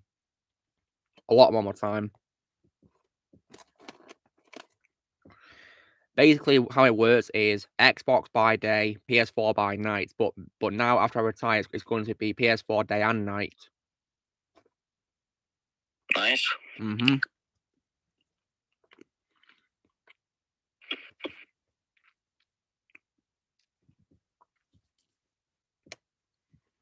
And also as well, when I do get a PS3, I'll be playing the older Lego games on my that do have trophies, so that's going to be a lot of fun. And I am mainly excited for playing Lego Pirates of the Caribbean because I've never played that game before, ever. Yeah, it is definitely a lot of fun. Yeah, I don't doubt it. And also, the opening level is the best level in the game. I mean, of course, Curse of Black Pearl is an awesome movie, so I don't doubt it. Also, it's a level that I let you replay the most. Sometimes in levels, it's hard for me to choose what my favourite one is in games, really, but yeah, we'll see how this one goes. Yeah, best part in the game is definitely Johnny Depp as Jack. Yeah, of course, because he's in the game providing his grunts, isn't he, as him? Mm-hmm. And I know as well, due to Rugged Eagle's video on the best character in the games, but as well, they even actually, made a character do like a unique add-on animation based on Jack Sparrow. So they're very faithful to a movie in that sense by doing that. Really faithful.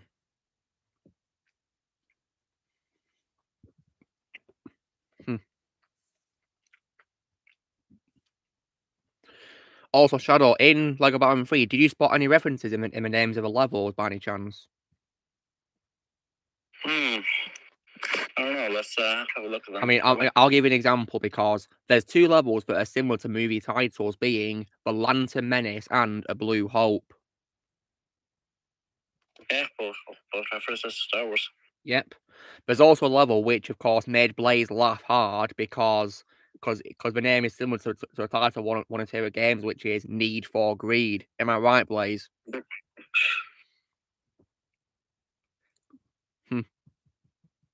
Yeah. And Blaze, when I told you about it, were you laughing by any chance? You were. That's cool. I'm glad I gave you some humour. Yeah, and then there's also Big Trouble in Little Gotham. Mm-hmm. Reference to a John Carpenter movie, Big Trouble in Little China. Awesome movie.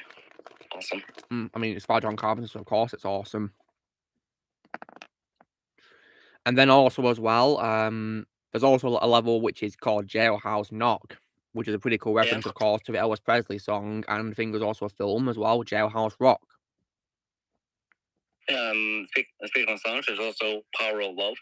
Yeah, of course. The name of a song by Huey Lewis and the News in Something Back to the Future, right? Yeah.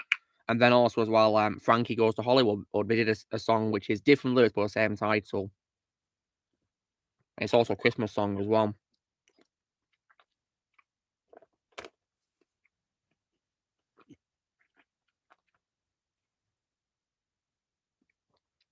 Ollie's getting lunch. No worries, Ozzy.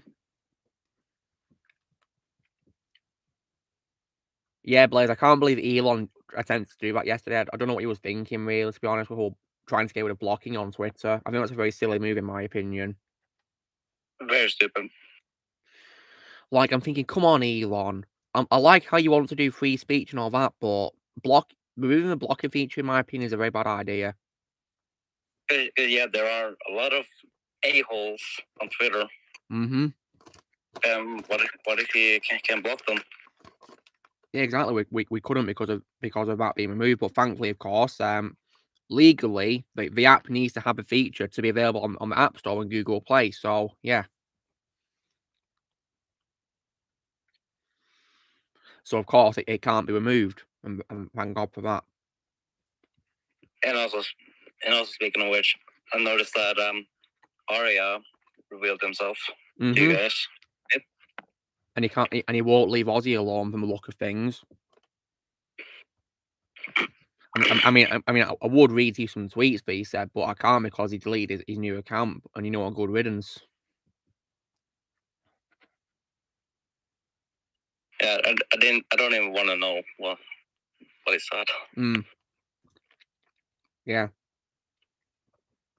Paul for best, because all it is, Shadow, is just him trying to contact Ozzy and all that rubbish. That's all he's doing. I think. Can you please just stop? Can you please just stop, for God's sake? It's creepy. I mean, I think it's stalking, actually. Yeah, and this actually makes me worry about Ozzy a lot more now. Yeah, me too.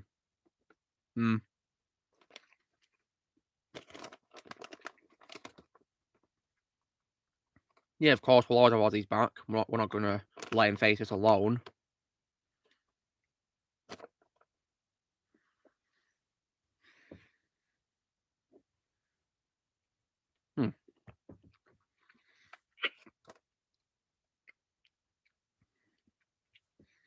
I mean, Ozzy doesn't show this at all. Not at all. I've done nothing wrong.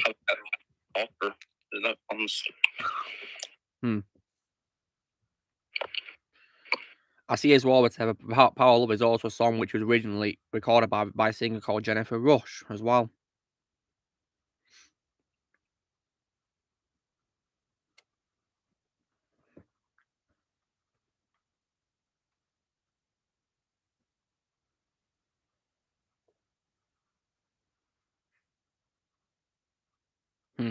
So, in terms of other levels in the game, which have references, but there's also as well one which is actually a pretty cool pun, which is Europe Against It. Which is basically, of course, you're up against it. Which is pretty clever, actually. Kind of funny. Yeah.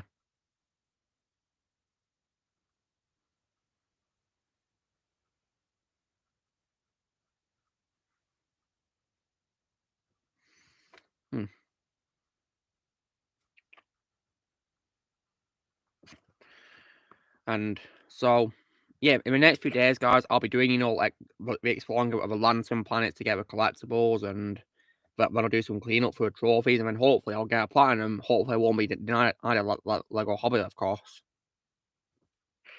I'm gonna see real quick if I got a platinum. That game. Well, if I do, then I'm sure you will get one too. Yeah, I hope so.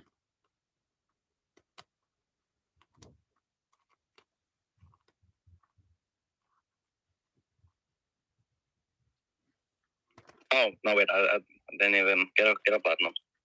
I mean, how many have you got so far, Shadow? I got 38 trophies. Very nice. That's nearly all of them, isn't it? So you've done really well so far. Yeah, that's the thing, Blaze. Many platinums do take time, I'm afraid. Yeah, I will be playing Lego Batman 3 soon again at some point. Very nice. And then some of these trophies are so easy, like playing as Batman, a certain R. Yeah, I got that today actually. Powered. So both three type characters as Batman and Mr. Max's look. Oh, you know the good thing about the game is also that Gilbert Gottfried voiced Mr. Spitlick in it. Yeah, I do love that. You rest in peace to Gilbert. Lost him too. Yeah, we lost him way too soon. That's actually my second favourite voice role is behind Iago in Aladdin.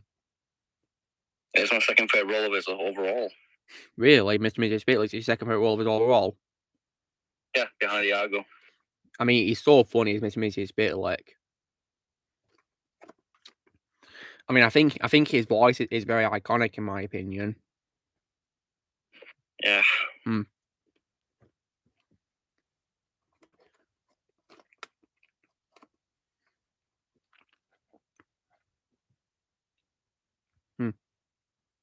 This chocolate's so good.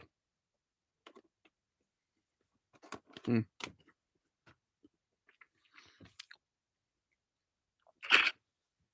going, Matt Doll? All right. See you next week. Take care. Yeah, Matt Doll.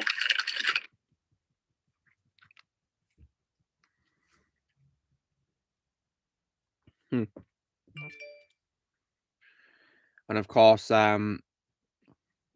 when it comes to other Lego games, guys, I've also been playing Lego Force Awakens on the Vita, and I gotta say that it is definitely identical to the console version, but slightly different though. Yeah, you told us Eric Horsfield is was the actor.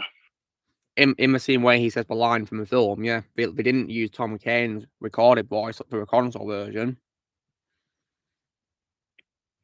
Yeah, that is one thing I already prefer over the Beast Wars game. Because while I do love Tom Kane as a voice actor, I can easily tell it's not Eric Bauza when he plays Admiral Akbar.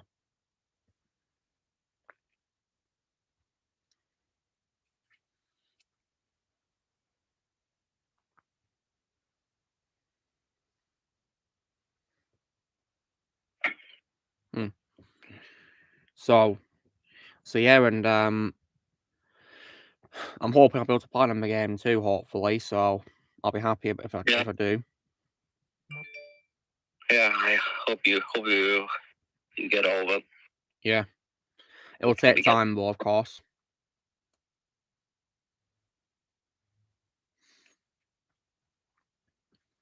I mean, so far the easiest platinum I've got on Lego games is probably from the first Lego Movie game. But I say easy in a disappointing way because there's barely much to do for it.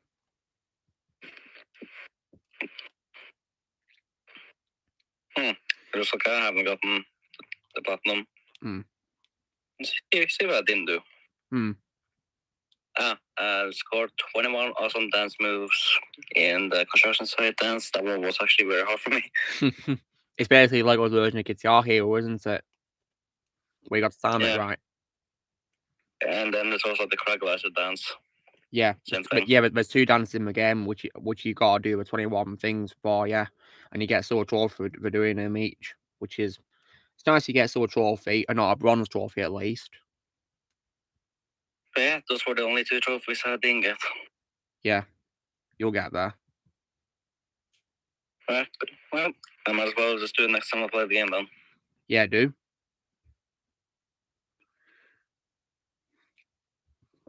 But I will say as well, I will say, well, guys, but the Lego game which I've had the most fun plastering is probably Lego Marvel Super Heroes 1.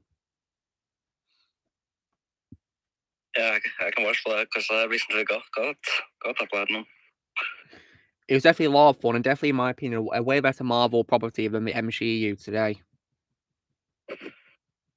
Yep. Far better. Mm-hmm.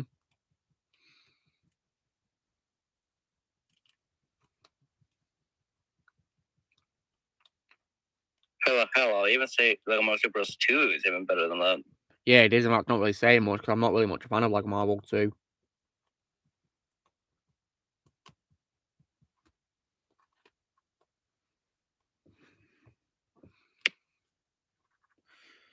But yeah, I will gladly play either Lego Marvel games over watching the MCU any day.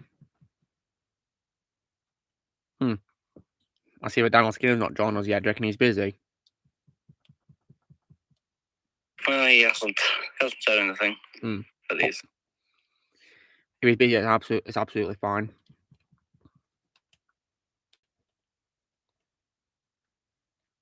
And Lucky is watching the Super Mario movie from this year. Great, I'm glad he is. It's a great movie. Well, and I feel so bad for him that I had to sit through the one from 1993. Oh. Thankfully, I have no interest in watching it. I don't see why I should watch it.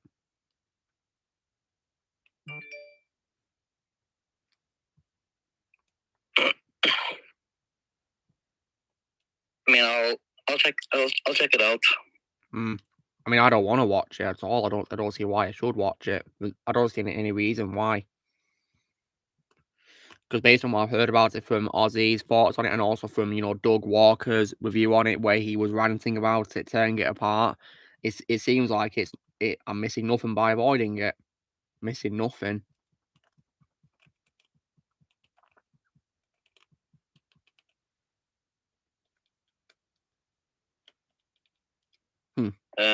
But yeah, next month I'm starting my binge watch of Conjuring again. Are you? Yeah, because I'm actually going to be watching The Nun 2 for benefits. Yeah, well, I'll be watching that as well when it comes to streaming as well.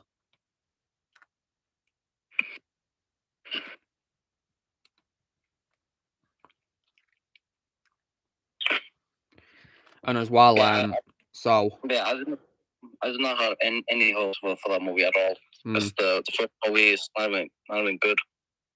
First, not good at all.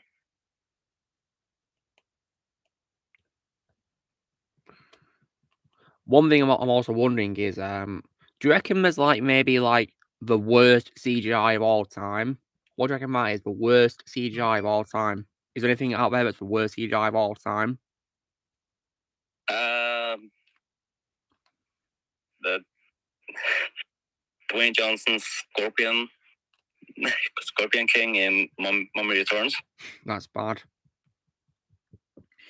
I know one thing. How about Potato Doc? And the flush. Yeah, good point, Blaze. I mean, I might probably say that Potato Dog is probably the worst MCU CGI of all time that I've seen.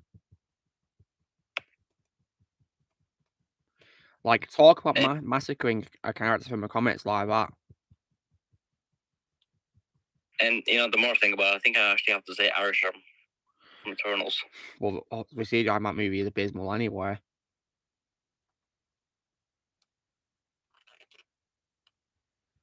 It's honestly sad when the Lego sculpture does it better. Indeed, yeah. Lego tends to succeed when bad things fail, doesn't it? For the most part, of course. Yep. Because there are some Lego games I do hate, of course.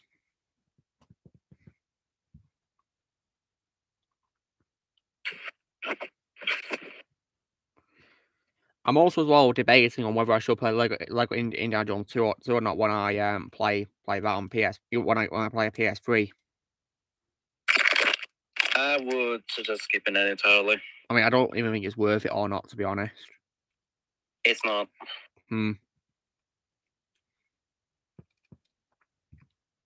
Because if you do, you're just gonna Suffer. you're pretty much gonna fast forward the original trilogy and just go straight to Kingdom. It's pretty much what the game wants you to. I mean, what I will say is, because I've not played Lego Movie 2 and I refuse to play that, I might say it's the worst Lego game I've ever played in terms of the gameplay so far. I just think the gameplay compared to the first Lego Indiana Jones game is appalling. Yeah, the boss fights, they're just the same.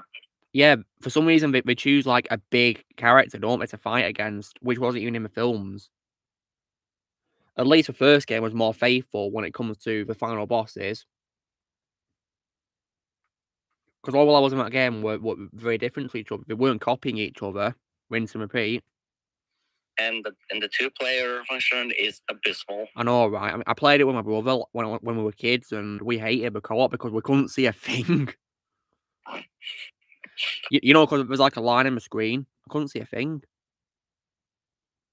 Like, I had no clue where we were on the map at all. It was just really confusing. You know, I also think it's also really bad too. I also think it's really stupid how the Crystal Skull version of Indy is literally the exact same as young Indy, not even older. And the same costume as well and all that. Like, not even got like a grey hairpiece or anything like that. No, it's just the same. It's ridiculous. I mean, I don't understand why they couldn't have just made him look older. I mean, they did it with Han Solo, didn't they? They didn't hide him being old, did they? Yeah, but speaking of which, I mean, I did love the Han Solo and Carbonite Easter egg, though, in Indiana Jones 2.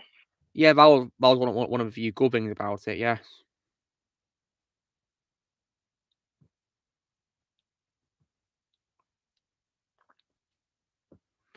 But other than that, the game absolutely sucks.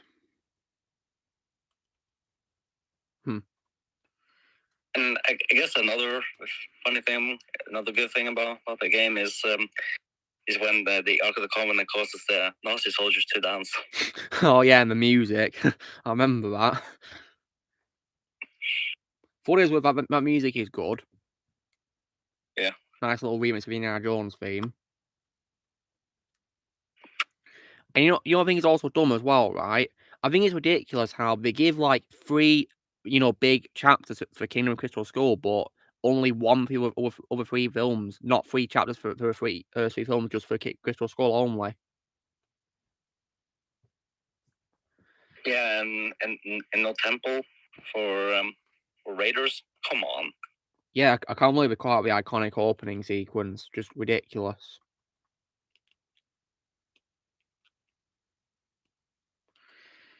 No, I just cut straight to Nepal.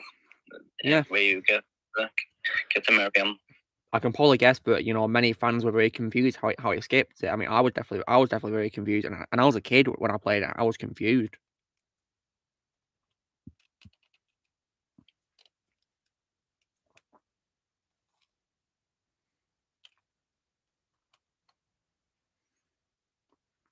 I mean, Rugged Eagle also said that he thinks the worst character in Lego Indiana Jones 2 is the Crystal Skull version of Indy, because he's literally the same as the default Indy. Exactly the same. No change whatsoever.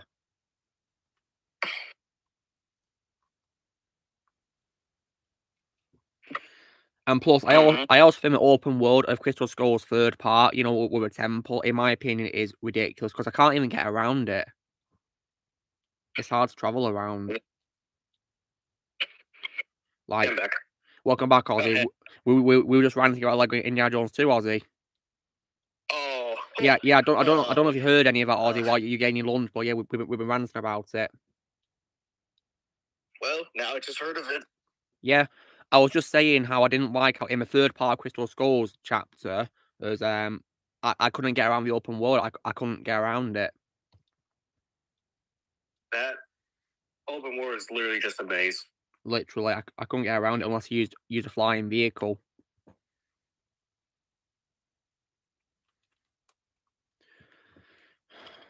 And so far, and so far, Ozzy, because I refuse to play Lego Movie 2, I'd say it's the worst Lego game I've ever played in my life so far, in terms of the gameplay. Yeah, makes sense. Because I think compared to the first Lego Indiana Jones game, I think the gameplay in the sequel is appalling. Oh yeah, and of course how they skip out major their scenes from the original trilogy. Yep, lots of them, particularly, of course, the iconic opening scene from Raiders.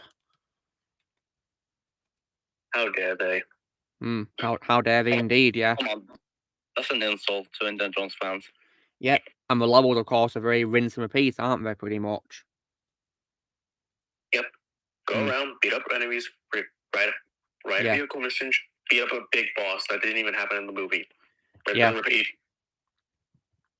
Also, Ozzy, we were also talking about, of course, horrible CGI, and I say that, in my opinion, the worst CGI in the MCU, in my opinion, of all time is Potato Doc. Oh, I just saw that GIF that Blaze posted.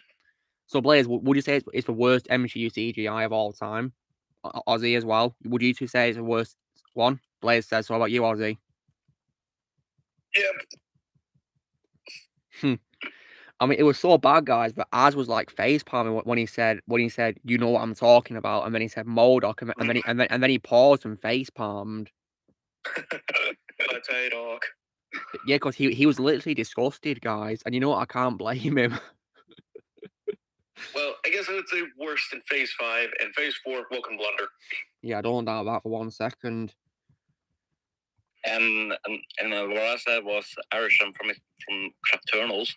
I mean, the CGI in that film as a whole is terrible anyway, so yeah, it doesn't surprise me. Yeah.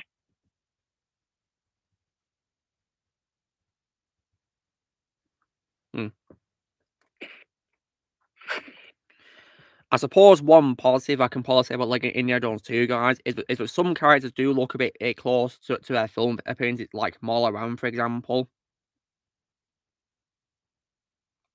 Yeah, yeah, I think I would also say Belloc for the most part. For the most part, yeah. And Irina Spalko for the most part as well. Apparently, one of the trophies for doing the treasure mod levels is called "I Don't Believe in Hocus Pocus." I think I already got that achievement. Oh, nice one, Ozzy. So yeah, Luke, sadly, next week I'm going to be watching Never Say Never Again. Oh, good luck. I hate that movie. And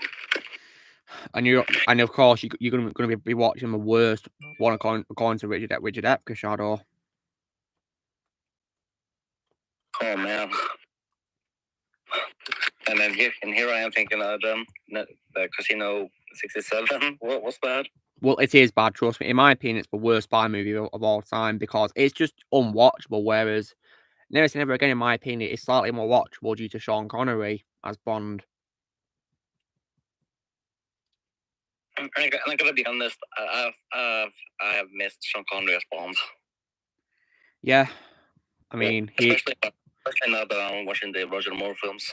Yeah, I mean, he's my favorite James Bond actor of all time, Sean Connery.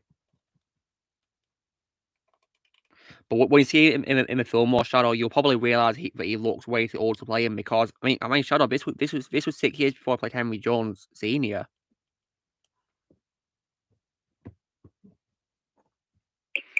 Oh God, spicy wings, Blaze. I'd never eat any of those. No chance. But next week I will be watching a better Sean Connery movie, which is The Rock. Oh yeah, that's my favorite Michael Bay movie of all time. I love that movie. So does Daniel as well. If he was here now, he'd confirm that. Oh yeah, Blaze, you can also confirm, can't you, that you've seen all of the Austin Powers films of a trilogy, haven't you? Haven't you, Blaze? And he found all of them really funny, didn't you, Blaze? I mean, the only bad quality I have with the third one is there's a countenance by Kevin Disgracie. Yeah, that's same with me. Yeah, screw that. Yeah, Disgrace all the way. Yeah, Danny DeVito's cameo as Minnie was It was Yeah. worth it though. Hilarious. It's hard for me to choose who my favorite villain is in Austin Powers, guys, because I love a lot of them. Really, I mean, I definitely love Doctor Evil. I mean, to me, he is the best one. My favorite henchman, though, of course, is Fat B Word.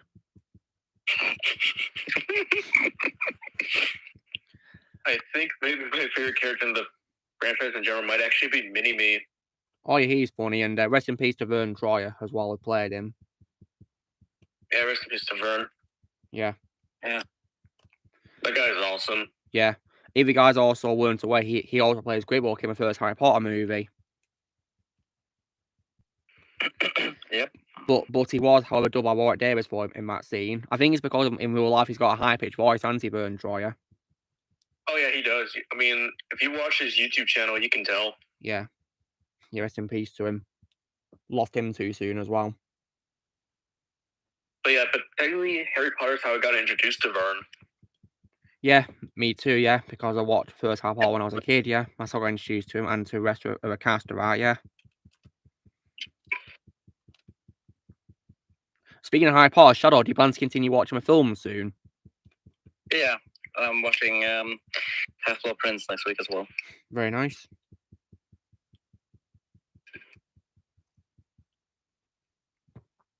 And I mean, the main reason why I'm rewatching it is because, well, it's been a while, and also because of Robbie. Yeah, of course. Rest in peace to Robbie Coltrane.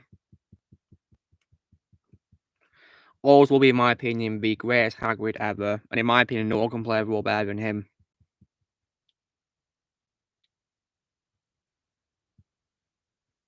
I feel like Harry Potter's the only franchise I've binge watched twice. I've been with marathons. I've watched it lots of times already in binge watches, lots of them. Yeah, because I binge watched it again last year, and the time before that was back in 2019. When I was a kid, I had a routine of watching it every day. And also, I think I would also say Hogwarts Legacy also made me want to rewatch the movies. Well, I can see why. I've heard great things about that. When I dedicate more time to PlayStation, guys, Hogwarts Legacy will be a game I'll be playing during the day. Yeah, you're gonna love it. Trust me on that. Yeah. Because like it is let's just say it's a Harry Potter fan's dream come to life. Amazing. And Shadow, does it make you wish you were a pupil at Hogwarts? Yes. Yes. How about you, Ozzy? Ozzy, does Hogwarts Legacy make you wish to be a pupil as well? Yep. Well, I mean, you basically are in the game.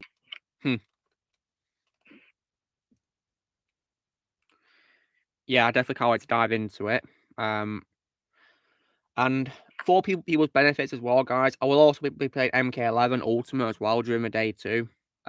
Also for Blaze's benefit, because Blaze, you can confirm that you don't want to play it, do you? Because you want to rely on clips, don't you? Yeah, fair enough. I mean, my favorite thing about it is probably the DLC, to be honest. I haven't even started the story on MK11 Ultimate yet. Well, Ozzy, in my opinion, it's not good. Well, then again, I've already heard what happens because you told me. Yeah. In my opinion, it's the weakest one in terms of the story. But the weakest one, in my opinion, in terms of the gameplay is probably MK vs DC, mainly because it feels like a Tekken ripoff.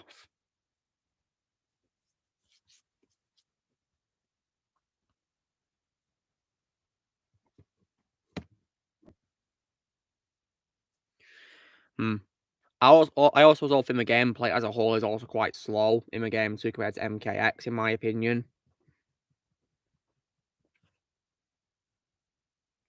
Yeah, I noticed that. And Ozzy, while you were gone, I also mentioned that when I do retire from Xbox, I will be dedicating more of my time to PlayStation. So basically, my routine was Xbox by day, PlayStation by night. But now it's going to be PlayStation all day when I retire from Xbox. That's a good gaming choice, I guess. Yeah. Because honestly, guys, I personally prefer Sony over Microsoft. If I can to be completely honest, I prefer Sony over Microsoft. Yeah, because Sony is a company that I respect. Yeah, of course. And Unlike Microsoft, which I'm actually losing a lot of stuff for now. I mean, I of course also like them a lot because as well, I'm also diving into Japanese things too, and Sony are Japanese, of course.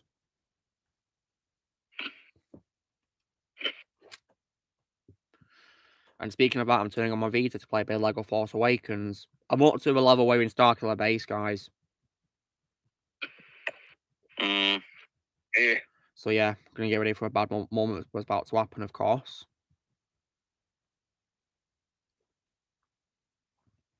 Oh yeah, guys, do you remember how last week I criticised the game for not having a trophy, which is referencing my favourite quote from the movie? Yeah.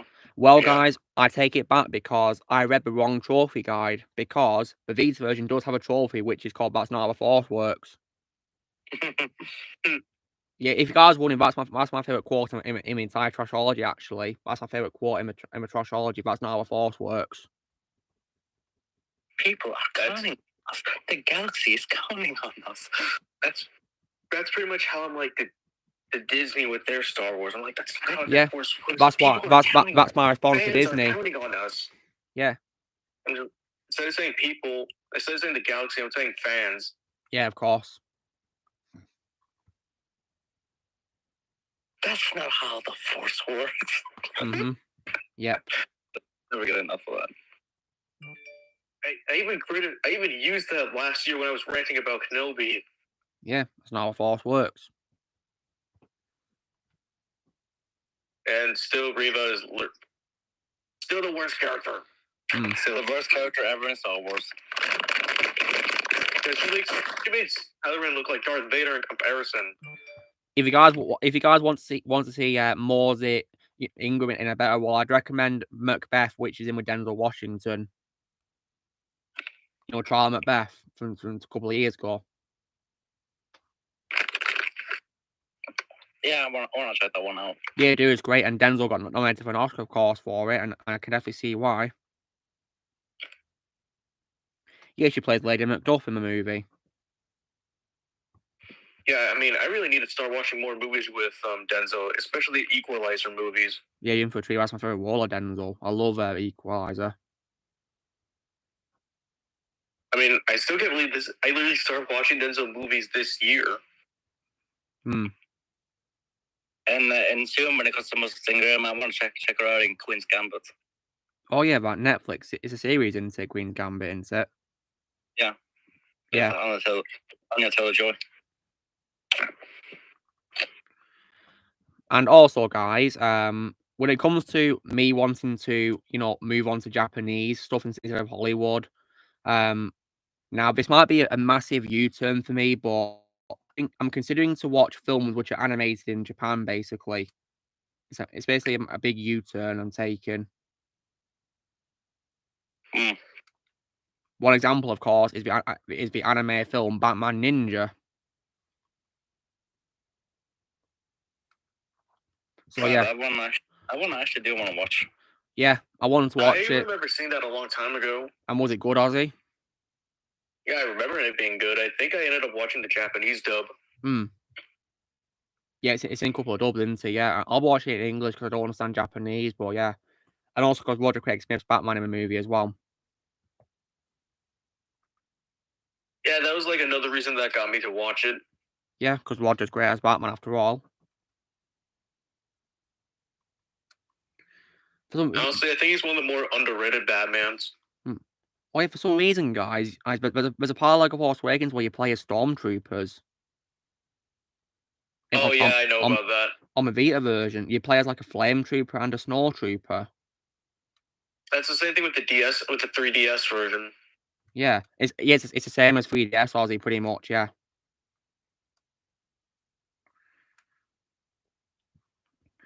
I mean, Well, Ozzy, the only difference is no trophies on 3DS, right? Yep, and also dual screen. Yeah. When you played on 3DS, Ozzy, would you say that in terms of the gameplay, it's similar to a console version, just with, you know, weaker graphics and some differences? Yeah, somewhat. Yeah, Hang on, there's like I'll grab So yeah, guys, I am definitely considering to check out, like films which are animated in Japan, basically. So anime, if you will. But yeah, I just want to focus on my life on watching Japanese films nowadays.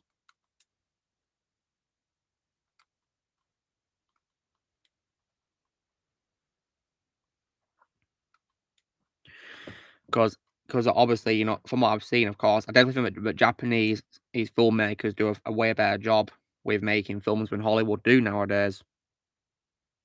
Yeah, it's like they've just really been going downhill with Hollywood. Yeah. And I will be checking out the Bollywood film, which is called Triple R. And I may want to watch it because Ray Stevenson's in it as well. Oh, that's nice. Yeah, I think it's, pretty cool we got him in that, yeah.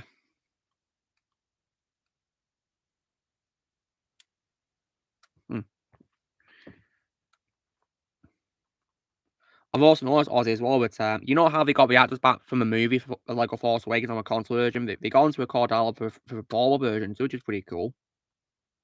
Oh, yeah. Even Harrison I Ford. noticed that too.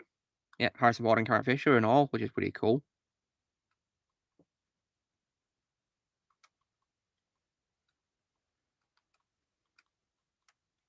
By the way, if you're wondering, I'm now on for Lego Marvel Superheroes, I'm at near the Mystique boss battle and the island. Oh, nice.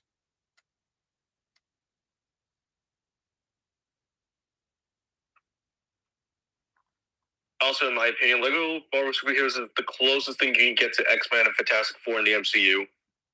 Yeah, I guess so, because the Avengers themselves are based on the MCU slightly, aren't they, a little bit? Yeah, pretty much.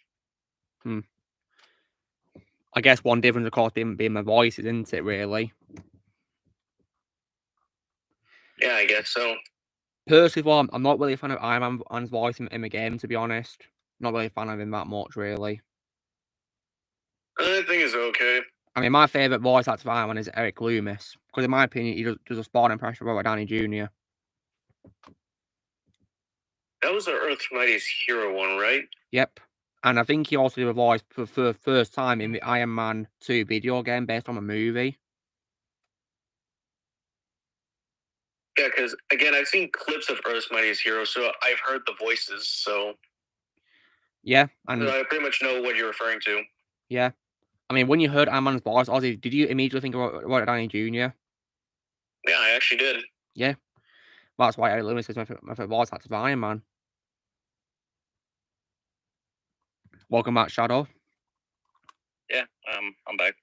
Yeah, personally, guys, I'm not really a fan of Adrian Pazdaz's voice in Lego Marvel 1. I'm not really a fan of his voice for Iron Man, to be honest.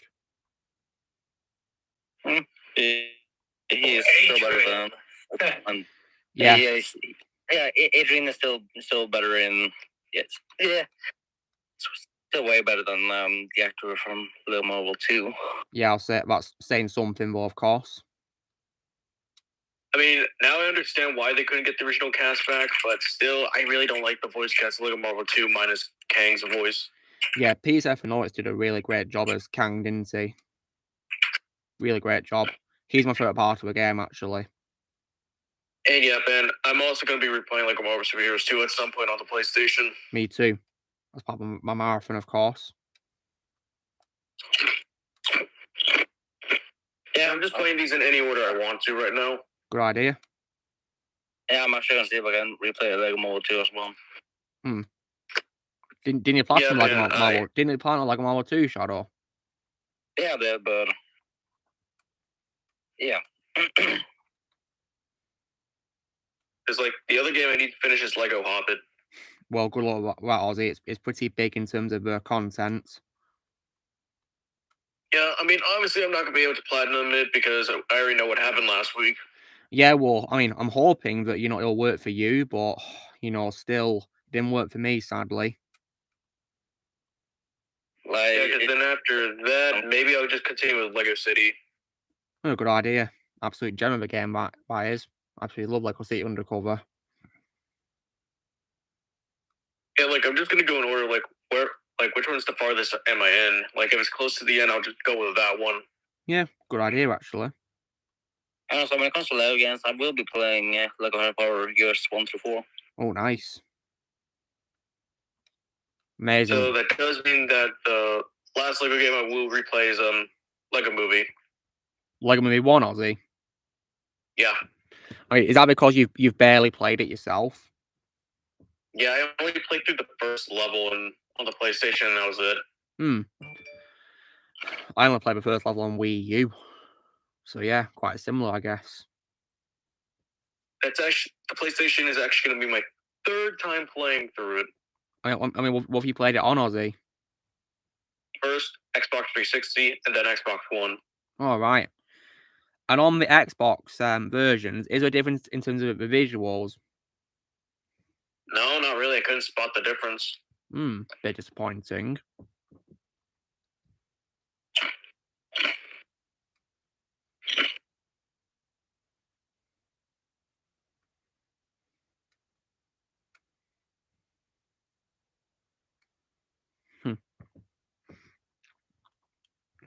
Oh god, I want to see when she mind controls a stormtrooper. I hate this scene so much. Oh no. Wait. Okay, if I'm not talking, I'm actually talking about Mike at the moment. That's fine, Blaze, no worries. He's discussing the role, of legionary. Okay, cool.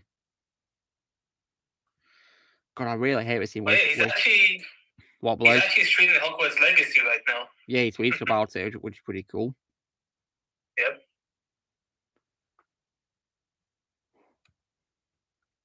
You know what I think was a missed opportunity, guys, when it comes to a stormtrooper who should mind controls?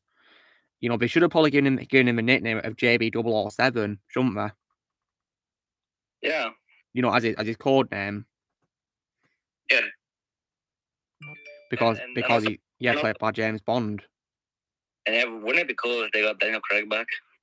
Yeah, but of course in the game it's not him, is it? I can tell it's not him.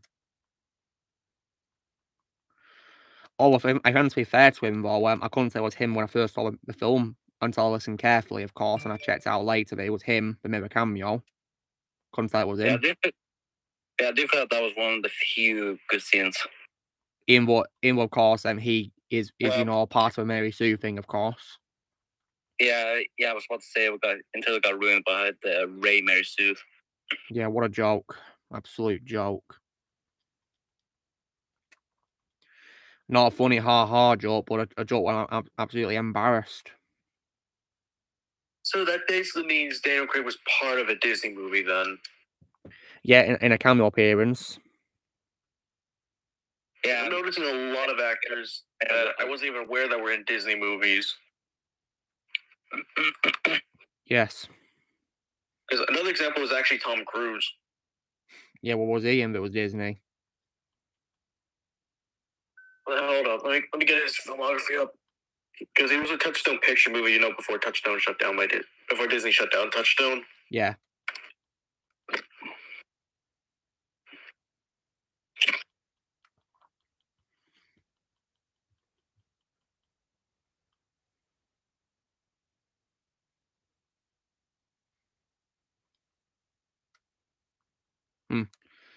It's called The Color of Money. Never seen that. Well, you'll be happy to know this. Directed by Martin Scorsese. Ooh, nice. He's done lots of films, and he's one of my favorite directors of all time. So definitely, very keen to check it out now. Well, since it's Scorsese, I'll definitely watch it now. Speaking of Martin Scorsese, I'm definitely really hyped for Killers of Flower Moon. God, just give me that movie. Come, please. Give me that movie.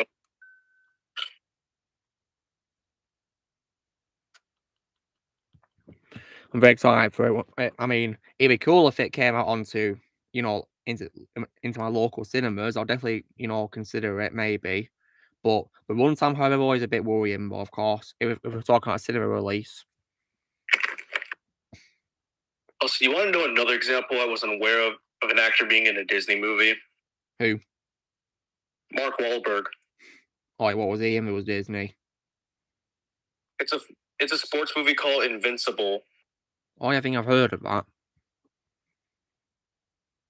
Yeah, it's an American football movie. Oh, nice.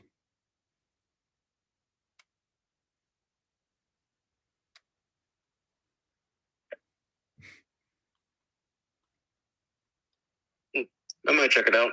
Yeah, Someday. me too. Yeah, I'll check it out as well. Yeah, especially because Mark Wahlberg has my respect for being against woke, of course, as well.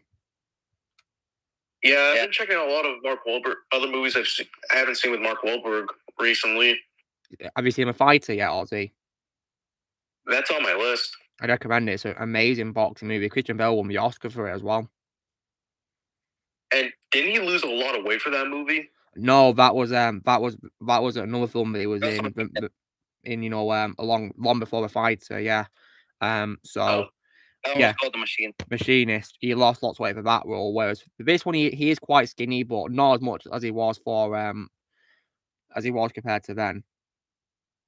Yeah, because I did see a photo of that, and he looked like a skeleton. That's the whole point, Dedication. Ozzy. That's the whole point of it. That is dedication for you.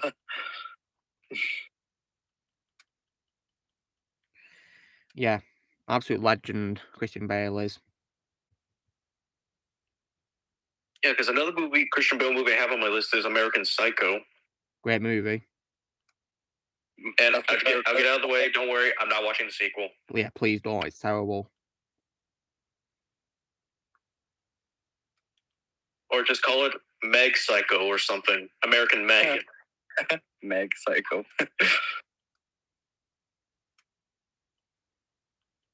Good one.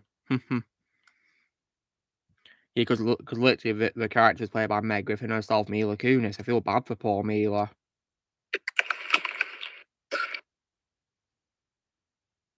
And I think my favorite live action role of hers is actually in Ted. Yeah, she's great in Ted. Yeah. Yeah, that is my favorite live action role. Yeah. Meg is my favorite role of hers of all time, though. Oh, no Yeah. question about. Yeah, because the only other live action role I can think of where I've seen Mila Kunis was in Oz the Great and Powerful when she was the Wicked Witch of the West. Yeah, Oh, that's I think it was a.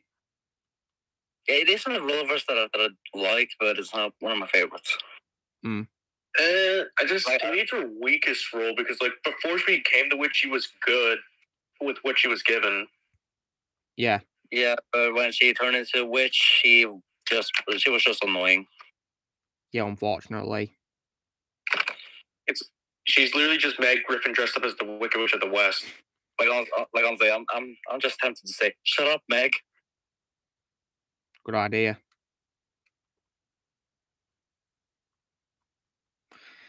Oh yeah. And I just finished the Mystique battle. Speaking of talking about bad things, guys. When it comes to say, puns I've made in terms of movies, has there been any in particular that made you guys die of laughter?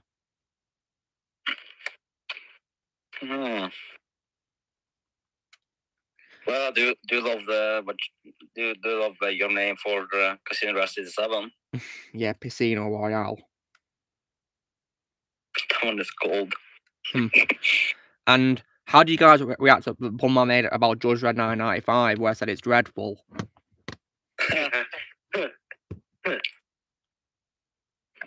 Well, Luke, I'll say this: you make better puns than Mr. Freeze. Thank you. Way better than Freeze.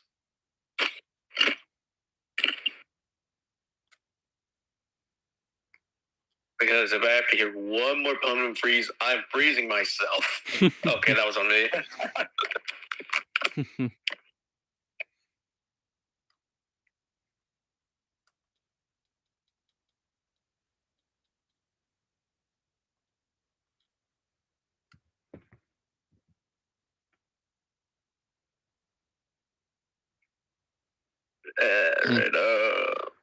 Okay, so just done another level in Lego Force Awakens. Wow, that was annoying.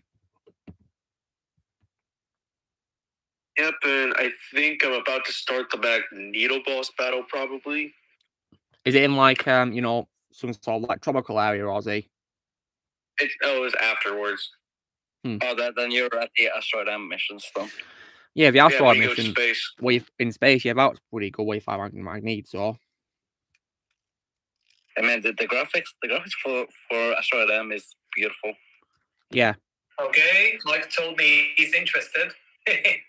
And working for Legionary Boys. Yeah. That's cool. Ooh. He said that today he would try and record for thingy to play more. Awesome. I think it makes sense. You're playing Optimus Prime, he's playing Optimus Prime more. Yeah. So Blaze, I'll be able to record Optimus Prime for you. You know, for the meeting Noah redub. Hopefully next week. Oh yeah. Probably on Wednesday Yeah, or something. Yeah, I finished my recording today. Hmm. That's a Mirage. Yeah. Also, Blaze, when I record for you, shall I send you a recording, you know, completely raw with no effects, or you can add them yourself? Yeah. Okay. Oh, and Blaze, what did you think of my Mirage voice? Pretty close, to be honest. Well, I tried my best. Yeah, I'm It's going very to record close for Wheeljack to- next week. Yeah, personally, guys, I was not a fan of Wheeljack in Rise of the Beasts. Everyone calls him Pablo. Yeah. Or Pablo. I'll record for Pablo next week. Pablo Jack, more like. Pablo Jack. You know, why don't we just put that in the credits for as a joke? Good idea, actually. Yeah, that would be funny. Like, wait, was it what? That technically was a Spanish accent that Wheeljack had, right? Peruvian. Yeah. Peruvian. Yep, I gotta try to figure out how to do one because that's an accent I haven't tried doing yet. But I think it's ridiculous, you know, how he appeared in Bumblebee and looked way better in that compared to this. Yeah, I always say that's not Wheeljack, that's Pablo. Yeah. Yeah, Steve Bloom in Bumblebee was way better. Oh yeah, I have a fan behind me. Can you actually hear it? I can just hear your voice so far, Blaze. So yeah, it's good. The Discord are filtering out the sound. Oh, nice. Yeah. Yeah, actually, I have a fan on as well. I mean, since we're doing a redub of Rise of the Beast, it would make sense if I had for me to go based off of that version. Yeah. Because if we were just doing like our own thing of Transformers, I would have just done Steve Bloom. Yeah. I mean, his voice is, you know, is quite easy for me to impersonate when I do my voice acting. He's a great voice actor, Steve Bloom. Yep. I mean, to me, Steve Bloom is an example of a voice acting legend. Oh, he is, definitely. Oh, yes. My favourite role of his will always be Wolverine.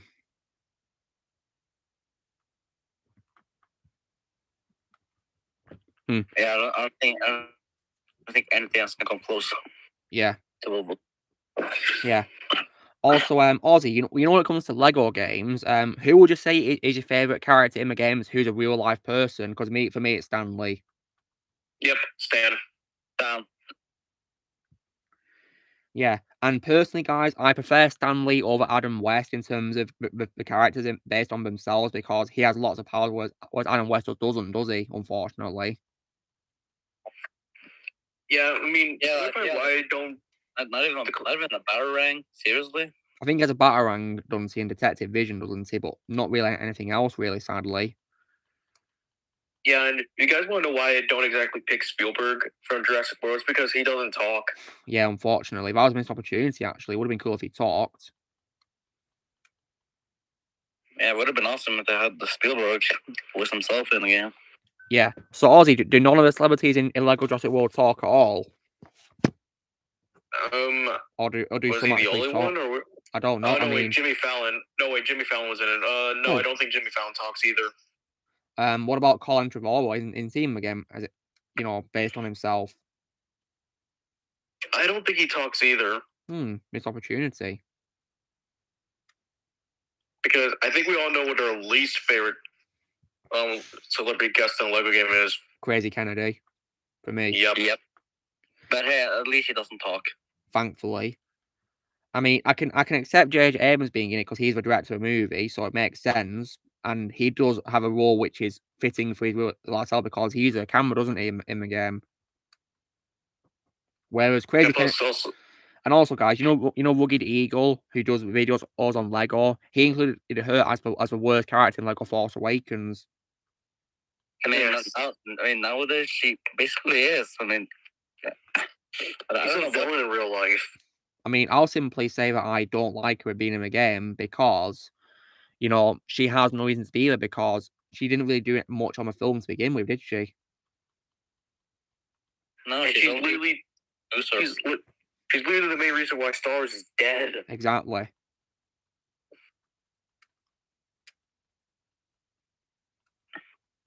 Yeah, because J.J. Abrams is more respectable than Crazy Kennedy. Oh yeah, he is definitely.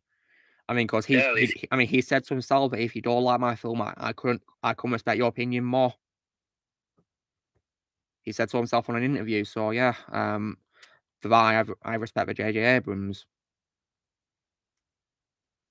So pretty much he's an example of another person that can accept criticism. Yep. Yeah. Because let's face it, guys, nothing's gonna be perfect to everyone in terms of opinion, is it? It's a matter of opinion, isn't it? Yeah, Henry Cavill made a very good point about that. Exactly.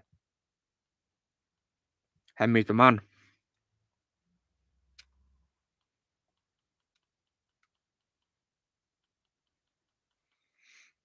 And along with Chris Pratt as well. Yeah, because of Mario, when he said, you know what, go and see a film, maybe watch it again, and he was right because when I saw the film, I absolutely loved it. Yeah, plus I saw that movie multiple times. And I got it on Blu-ray a couple of weeks ago, and I'm very happy that I did. Speaking of that, Lucky Nerd just going into my review now. Yeah, I'm hoping to when they get Super Mario soon as well. I'm gonna try to get on Steelbook. Wonder if did they do it as a Steelbook, guys? Yeah, they do. Oh no, wait, yeah, there is. I just remembered.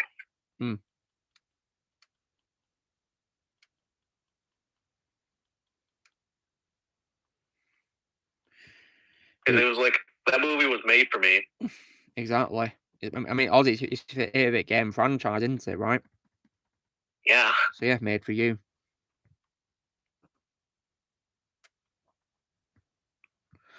Also, guys, when I'm doing the recording for Optimus for this redub, I do not care about any criticism saying that Peter Cullen sounds old in the film. I don't agree in the slightest. I think he's still got it to this day.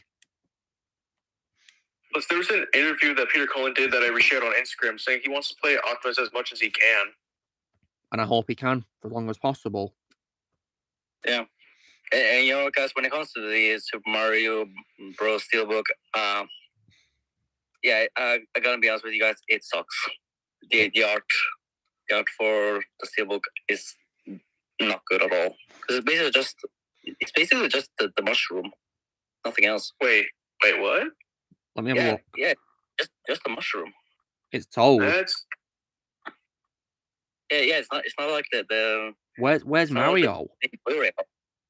Yeah, it's not in the main Blu-ray art. Which is actually not even at the poster. Well, I think I'll just get the regular Blu-ray instead then. Good idea. Yeah, that's what I will do. Because the original art is so beautiful. Yeah, it is. Good. Because, guys, when it comes to Peter Cullen, right, there's a YouTuber who I used to watch who did like like unboxings of Transformers stuff called Optimus, and he said that he thinks that Peter Cullen needs to retire. I've seen Rise of the Beast for some reason, and my response to that is, do you realize what you're saying? Seriously? Do you really want the Optimus Prime to quit? I don't want him to quit at all. Yeah, plus clearly that interview I did mention, he wants to keep playing the characters for as much as he can. And I hope he can. He deserves to. I want to see. I want Peter Cullen to play Optimus till the day he's won with the Allspark. Me too. Which is why, guys, when I do recording for this redub, I will try to sound like he does in the film. I won't try and sound younger or anything like that. I'm just going to do an impression I sound in the film. Plus, I didn't even notice that he sounded older when I saw Rise of the Beast. Me neither. I think he still got it to this day, guys. I think he sounds fantastic. And if you guys also notice, it's quite similar to a criticism around Darth Vader in Rogue One as well. Yep. Yeah. I mean, Actually, I didn't even know that James Earl Jones got criticism for that. he did, unfortunately. People saying that he sounds old.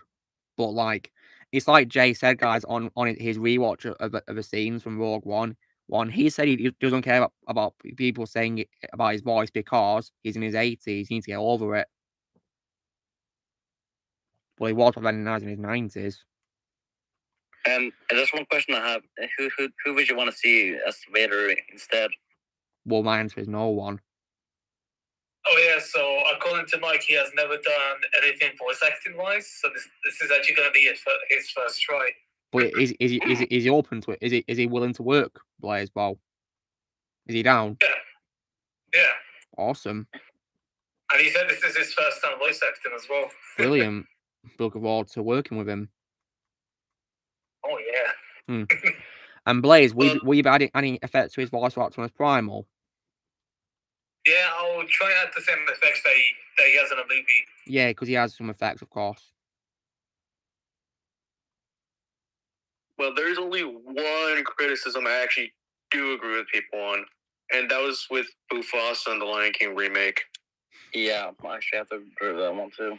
I mean, I think he sounded really tired in a remake, unfortunately. Yeah. I wouldn't say that he sounded old, but just tired. Yeah.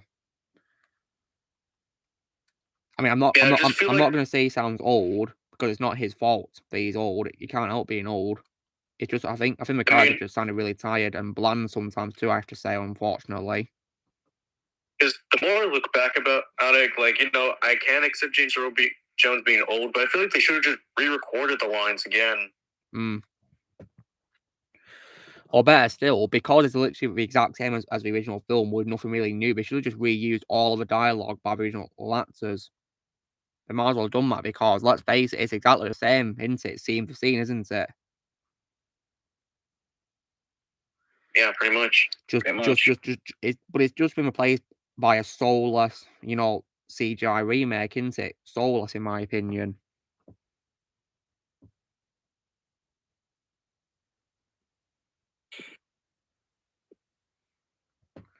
And I say CGI, guys, not live action, because despite being called a live action film, it's not. It's CGI.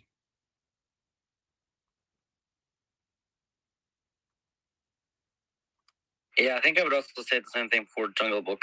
I mean, it's not barely any live action elements at all, except for Mowgli. Yeah, of course. Yeah, but that was all CGI in that. But it is. But then again, it is still the best of the remakes. Yep. Because I think the only live action things in the Lion King remake were like some of the visual shots, I think. Oh no, guys! I'm unfortunate up to Han Solo's death scene. Oh no! I absolutely hate this scene. It was horribly executed in both the movie and the game. And what's worse is this game actually shows him getting stabbed too in like a bright light too. Yeah, but not only that, the game literally turns into a joke because he tried taking the lightsaber away from Kylo. Yeah. I think Skywalker Saga though made it more comical by making Han accidentally cut a hole in the ground though with it. And I think Robot Chicken did it better too. Robot Chicken never disappoint, really, do they, when it comes to the Star Wars parodies. So funny. I mean, Robot Chicken is actually funny. Yeah, exactly. Yeah, apparently. Wait, so when's Venom joining? Yeah.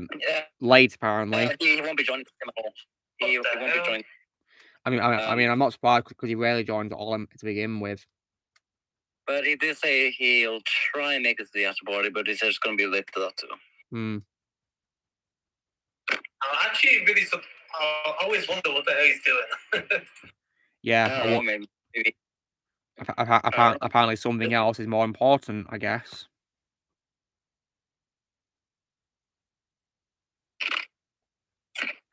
Well, he does work, right? Yeah, I guess that's more important. If he works for a weekend, that is. I'm not sure whether he does weekend or not. I have no idea. Yeah, maybe he's working in night shift. I guess. I mean, I don't think he said as if he works or not, so I have no idea. I mean, well, he did say he does work, but he didn't say where. But it's best not to ask because obviously privacy reasons. Yeah, and of also, course. if he does work, then that would explain why he sleeps a lot during these talks. Hmm.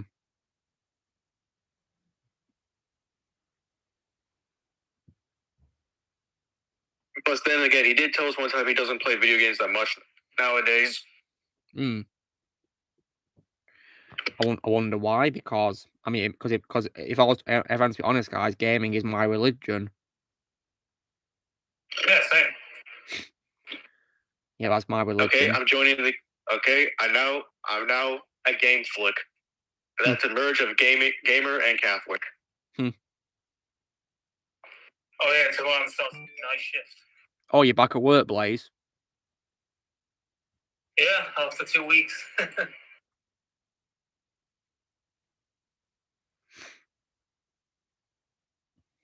Well, I hope it all goes well for you, Blaze, when you return. Yeah, I doubt there'll be much work because everything will be starting up again, so it's going to take some time. I mean, are you looking forward to returning, Blaze? Mostly to earn money, that's all. Yeah.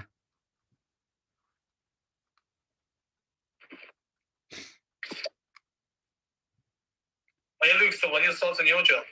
Hopefully next month, Blaze, because on Monday I'm going for an induction.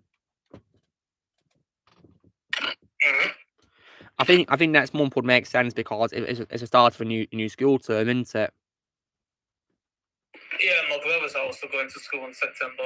Very nice. Hope it all goes well. Oh yeah, Blaze, you reminded me. There is also another reason, guys, why I want to retire from Xbox, and that's also due to the unnecessary bans as well. Oh yeah. Yeah. I mean, because guys, did I tell you what the biggest ban is on Xbox? The largest ban they've ever given. Wow. What was it? Yeah, this is not a joke, guys, because there's actually legit videos of people ranting about being banned, right? Because at first you get banned for like hours, and then for days, and then a week. But then, guys, you actually get banned until the 31st of December, 9,999. That is a joke. See, this is actually real, guys. I'm not kidding. That It's a joke. Oh my god.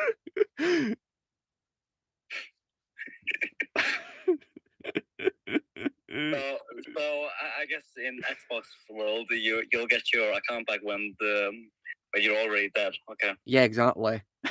And probably when the Earth is dying too. Yeah, exactly. I mean, I don't know how long the world's going to last for, but in theory, the world is going to end it in the year 5 billion. That's it. Lucky nerds here. So Lucky, please tell us about Super Mario.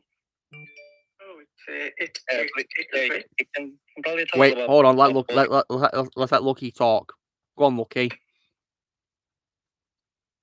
Yes. I Yeah. just came back from watching Super Mario. Super Mario Brothers does great. Yeah, it was great, weren't it? I had a lot of fun watching it when I saw it at the cinema. Yep, same. My only bad quality. Well, you can easily guess what that could be. Seth Rotten. Seth Rotten. Yeah, bingo.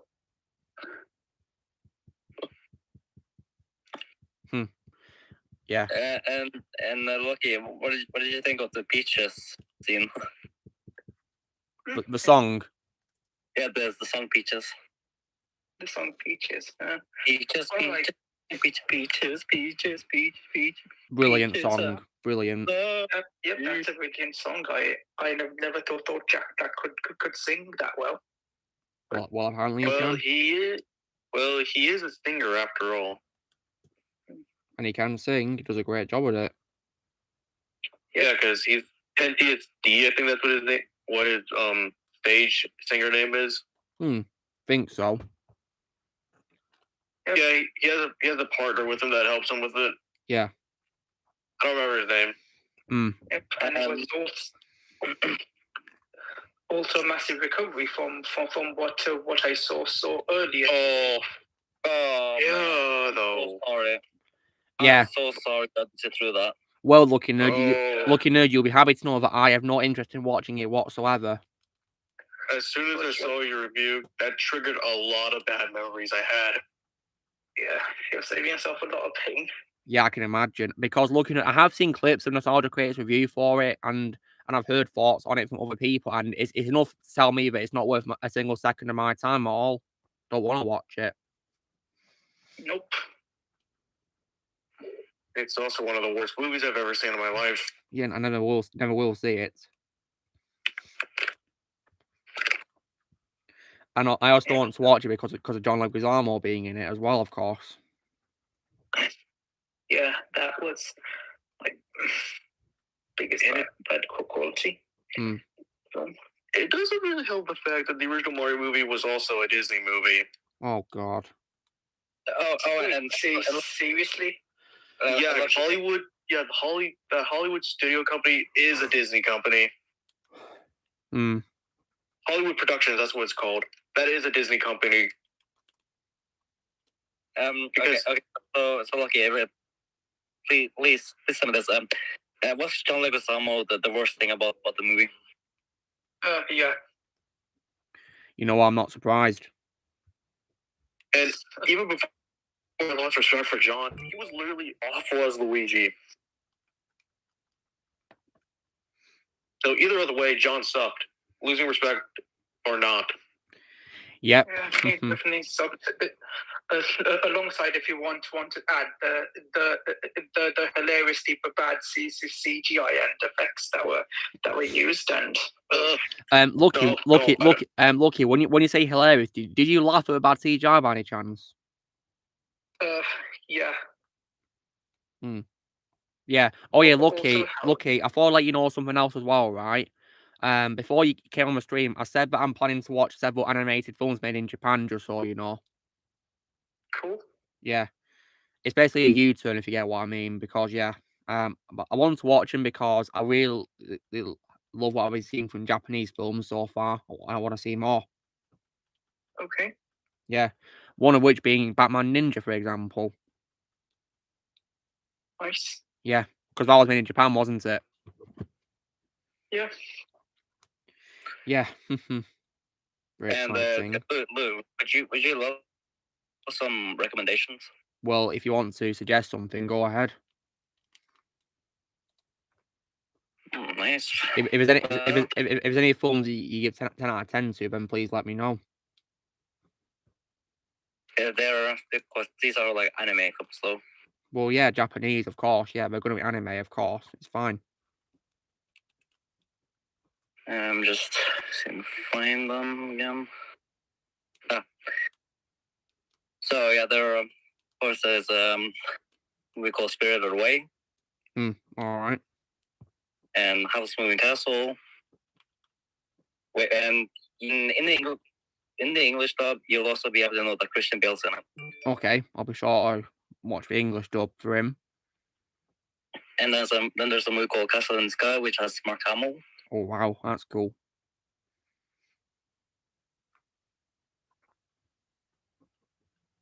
And yeah, those are just a few. And Shadow these films aren't woke, are they at all, right? Oh no, this is long before that happened. Thank God for that. Netflix have all these Studio Ghibli films. And then I got two more, which is called Princess Mononoke and Totoro. Okay, cool. From the ones you just said, I think Spirited Away was the only one I saw. Wouldn't you guys recommend that film called Kiki's Special Delivery? Oh yes. Oh yeah, I would. That movie is really good. I would, and you should also check out Arrietty, the UK dub, which has Tom Holland in. And Mark Strong. Okay. The Secret World of Arrietty. That's what it's called. Wait, Charlotte, did you say Mark Strong? In the USA version, it was. Yeah, I said Mark Strong, yeah. So, Shadow, would you say that's your favourite voice role of Mark Strong? No, my favourite voice role of his is in Dark Crystal. Dark Crystal? Yeah, the Netflix series, that is. Is that animated as well? It's like puppets. It's a Puppets. Oh yeah, isn't Henson involved in that, Shadow? It is Jim Henson, yeah. Okay, well, I'll definitely give that a watch. Yeah, I've heard good things about that. Yeah, and I'll definitely say that out of what we got in 2019, I think that and Endgame were the best parts. Okay. And for 2019 shows, Dark Crystal was far better than The Witcher. Well, that's good to hear. And Ozzy, I don't know if you heard or not, but I'm all planning to watch Avatar: Last Airbender as well. Oh yeah, wait. I think you told me that once, and you said that you weren't going to watch the M Night one either. I refuse to watch it because I've heard bad things about it. Good, it's the worst Nickelodeon movie ever made. And that's enough to convince me that it's not worth my time at all. Yep. Because, but then again, you can also ask. Well, when you get here later, you can also ask for Ron since he's seen all Nickelodeon movies. Yeah, I'm sure he'll be able to rant about it, and I think it's interesting because I don't think he's seen the show, has he? No, because no, he hasn't. I don't think he has. So it's even bad for not seeing the show. Yeah. So bad or not, that movie is bad regardless. So Ozzy, would you say it's an example of a film where there's nothing good about it? Oh, let me think about it. Of course, there's nothing good about it. and look, and to me, that movie is the worst movie of 2011. Well, I can see why. Well, I think depending on region, because in America it was released in 2010. That's the worst movie of 2010 for me. When did it release in the UK for me? Let's have a look. I'm just glad I didn't watch it in theaters. Okay, so a 2010 movie. It's unfortunate on every front, but I'm not going to watch it. Let's see. So it says 2010 on Wikipedia. It came out. It came out in America in 2010. But it doesn't say the UK release. Right. Never mind. I mean, it's the worst movie of 2010 for me. Yeah, let me see when the UK release was. Plus, on IMDb. It's definitely a good thing you actually are going to be avoiding the Avatar: The Last Airbender live action TV series that will be coming on Netflix soon. I don't want to watch it, Lucky Nerd. Yep, it's a good thing because there's an actor that Shadow lost respect for in it. And who's that, Lucky Nerd? George Takei. Oh, him, yeah. I mean, I don't like him either. Looking at, I think he's also a douchebag. Did he attack someone? Yeah. Also, he attacked William Shatner. Oh, come on! Very disrespectful. And that's also, even betrayed one of his best friends too. That is betrayal. Okay, that is very insulting right there. Okay, guys, so the Last Airbender film came out in August 2010 for me. So yeah, it's a 2010 movie for me. And I think I've already said this. The second worst Nickelodeon movie is Yours, Mine, and Ours. Not seen that, thankfully. Don't think I ever will. And because that movie also featured Drake Bell, which is someone we all hate. Oh God, not him! Absolute disgrace he is as well. And I'm just gonna say it. Even if I didn't lose respect for Drake Bell, he's literally the worst character throughout the whole movie. I can imagine. Well, worst of the kids. So Ozzy, would you say you hated him even before you lost respect for him, his character? Well, I saw that movie this year. Oh right. So even if I didn't lose respect for Drake Bell, I would have hated his character regardless. Wow. And seriously, this is also the worst role of Dennis Quaid. That guy seriously can't catch a break from bad movies. Oh, what a shame. Honestly, nowadays I kind of feel bad for him. Yeah, poor Dennis. Because he is a good actor. Yeah, he's a good actor. He just keeps getting bad roles. Yeah, poor him. Because if you thought he was terrible in Jaws 3D, wait till you see him in this. I think I've only seen Dennis Quaid in a film called A Dog's Purpose and its sequel, A Dog's Journey. Yeah, he's good in that, Looking Nerd, you're right. And I've Yeah. also seen him in The Day After Tomorrow as well by Roland Emmerich from 2004. I think he's good in that. Yep, I think I remember seeing a bit of that a few years back on a trip, but never got to complete it. I think it's a good film, guys. It's definitely better than Roland's recent films. Yeah, Roland really has lost his touch. He And also, needs to retire. Day After Tomorrow is my favorite role. Then Squid. Yeah, he's good in that. He's really good in it. Yeah, does a good job, and that's also well, guys. The film introduced me to Jake Gyllenhaal as well. For me, it was Prince of Persia. And it's a shame he also ended up in one of the segments for movie for 43. Oh no, I heard that film was panned on release. I mean, yeah, and I never want to watch that. Yeah, I still remember you told us about a certain scene last week. Yeah, but Wait, what movie? It's called Movie 43. it's literally called Movie 43, Blaze, and it got panned on release by critics. Oh, I've never seen it. Well, Blaze, Doesn't apparently it's help. really bad. Oh, you know what? I feel like it was made bad on purpose. Probably, yeah, I don't know. I mean, Blaze, do you want an example of a very bad scene on a film that I had the unfortunate time of watching by mistake? Yeah. Okay, I'll send it to you, Blaze, and without giving away what happens, right? You're probably going to be shocked about it. Okay. Like it's literally completely and utterly hideous. Okay, so be warned about it. All right. There you go. I think I know what scene you're talking about. It's the only scene in the film I've seen, Yeah. guys, and it was enough for me to not want to watch any more of the movie. I know what scene you're talking about is because I still remember you told us about it last week. Yeah. It is pretty gross, Doesn't Blaze, help. just so you know, and it's why I don't want to watch the rest of the film. Oh no. Do you see what I mean, Blaze? Yeah. Oh god. Indeed. Doesn't help out there. Also, to the directors in the film that we lost respect for, Elizabeth Bank and James Dunn. Indeed, yeah. So And Shadow, you're really going to hate this, but your favorite actors in the film as well in one of the segments. Oh no.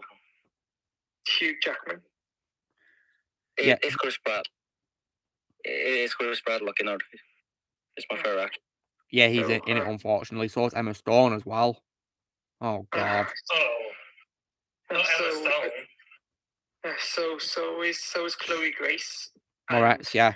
And oh no, guys, Gerard Butler's in it as well, and so is Seth MacFarlane. The original actor for Rhodey, Terrence Howard, is in it. Yeah, although looking at my favorite war Terrence Howard in the film Prisoners. Oh God, they also wasted Anton Yelich in this. Yeah, that really breaks my heart because he of course died, didn't he? You know, in a car accident 3 years later. Rest in peace to him. Yep. Yeah. Speaking of him, he is also in an anime film called Upon a Poppy Hill or something. And is that film good looking, Nerd? Yeah, it's decent. Let me find the exact name.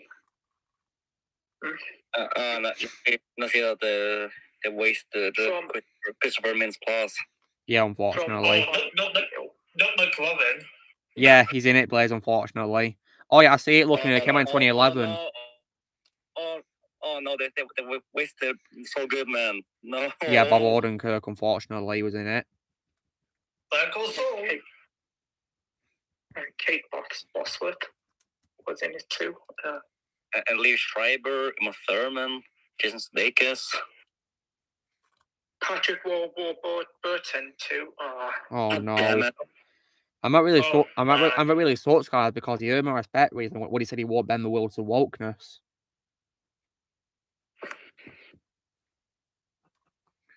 So yeah, Lucky, would you say there's like any like Japanese animated films you've seen that you don't think are bad at all so far? I've seen a silent voice, your name, we're doing with you quite a few actually. Quite a lot to name. All right. Yeah, I really need to start watching more anime movies. Yeah, anything that's in Japan, guys, I definitely would love to watch, to be honest. Yeah, and there are and yeah, there's one anime movie that I think is very underrated called Final Fantasy: The Spirits Within. Am I based on a game franchise, Shadow? Well, I gotta watch it now since I love Final Fantasy. You see, guys, I'd love to get into Final Fantasy, but the thing is there's tons of games in that franchise for me, so yeah, it's going to be a massive series of games to play, right? Yeah, I mean, I want to know my favorite Final Fantasy game of all time is Final Fantasy VII. And look, and since you're gonna get into anime movies soon, I think you'll also be able to watch the Animatrix. Oh yeah, isn't that like a series of short films together or something? It's an anthology film. Well, I'd love to watch Animatrix because it's part of one of my favorite franchises of all time. And I think Keanu Reeves is in it. He is, and so is Carrie-Anne Moss. Yep, it's definitely better than Resurrection. Then Neo eats a strawberry. Good one, Ozzy. I'm still calling it that to this day. It's a good name, Ozzy. And to this day, I still have never watched it, and I never will. You're doing the right thing, Ozzy, because it's a complete waste of time. 4 0 out of 10 for me nowadays. The movie of 2021. So far, it's a 4 0 out of 10 from me. I have no doubt in my mind that if I watch it again, it might probably be minus. And you know what? I'm just going to say it. If you're to ask me what is the number one movie I refuse to watch, it's now Matrix and Neo Eats a Strawberry. Well, I can understand. I can understand why, because it's a complete waste of time. Yeah, and yeah, when it comes to my rant on the film, I think that also made you want to avoid it. Further cements it. Yep. It's the only Matrix movie that I don't own, and I never will. I'll only have own the trilogy, just the trilogy alone. Yeah, which I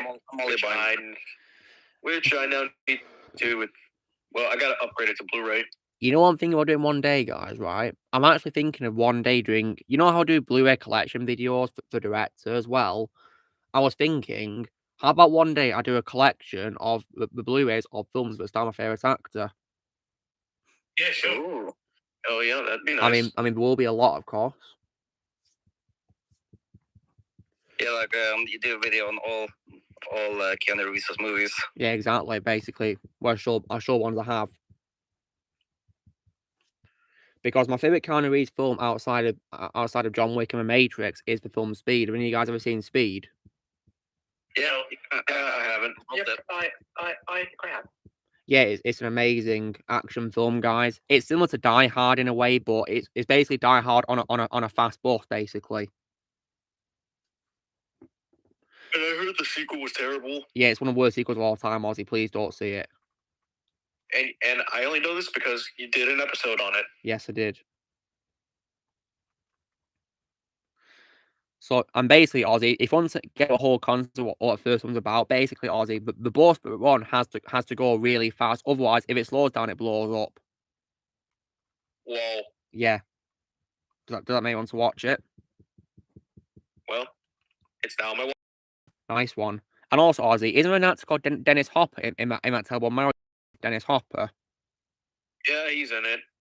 Well, you'll be pleased to know he's actually in Speed as the villain, and he's amazing as the villain. Amazing. Hopefully.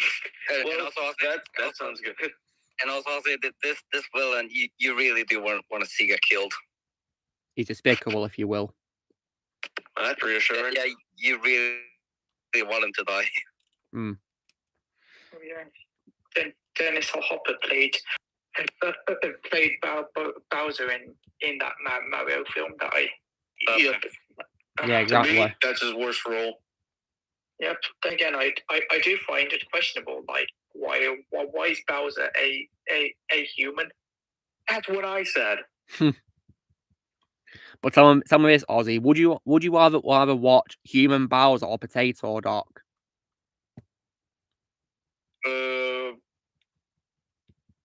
I don't know. I mean, if you want to, you can say you don't want to watch either of them. Neither. I don't want to see any. I mean, This is one of those rare cases where I say none. I mean, if I had to choose, I would pick potato dog any day. Wow. Usually when people ask me, would you rather, I usually never say neither, but this is the first time where I will say it. I mean, Bowser being worse than potato dog is definitely saying something. Yeah.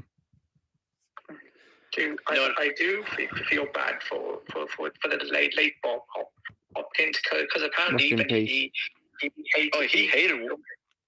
Yeah, that I'm aware about. He hated working on it. You know what? I can see why now.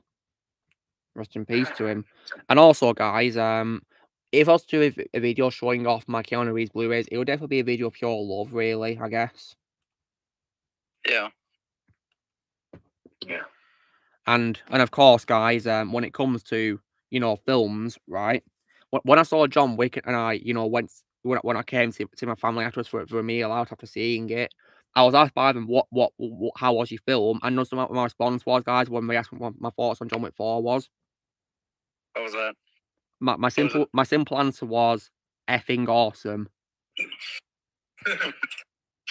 I mean, what did you? I mean, how did you? Any you guys' families ask you what you guys thought of John Wick 4 when you saw it? Well, I get asked that pretty much all the time when I'm at the cinema. And what's your answer, Shadow? Is I think my answer was I loved it. It was a great film. And Ozzy, did I want to ask you what you thought of John Wick 4? My technology teacher asked me about it. Oh, is he technology John Wick? Yeah, and literally for extra credit, he literally told me to do a review of it. And will you do it, Ozzy? Yeah, I did it, and I got extra credit for it. Nice one. I mean, did your teacher see the film, Ozzy, as well? Yeah, he saw it too. He wanted to know my thoughts of it. And did he by any chance have a similar opinion to you, Ozzy? He didn't really know that Lance Reddick died until I told him a month later. All right, and how did he react when you told him? Yeah, he understands why I didn't like that scene. I think a lot of people didn't like it. I especially hated that scene. It really broke my heart. I'm not going to say why, but of course, because of spoilers. But yeah, it just didn't feel right after seeing what happened. You know, in real life, of course. Yeah, this was just a week before the movie came out. Yeah, indeed. Why Ozzy checking all night, Oh, what did you do? Oh my god! Oh my god! What is that? Oh my god! Wait, Blaze, is that supposed to be the actors as their characters? Yeah. Oh god. The only one that Seth Rogen, thankfully. Yeah. Seth Rogen there, thankfully. Blaze is wearing glasses. Donkey Kong's wearing glasses. Yeah, Still flat out cursed.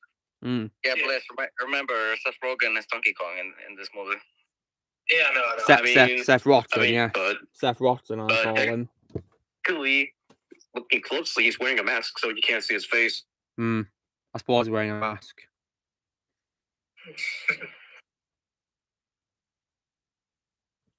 Also, I'm almost done playing through the Lego Marvel Superhero story again.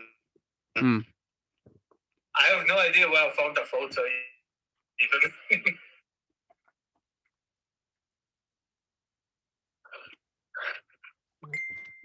What the hell is this? Oh, what the? Okay, Google showed me this for some reason. What is it? What? Oh my god! What's that supposed to be? I have no idea. I mean, those two. I mean, those two kids wearing the costumes. It looks like it's like maybe like a fancy dress set or something.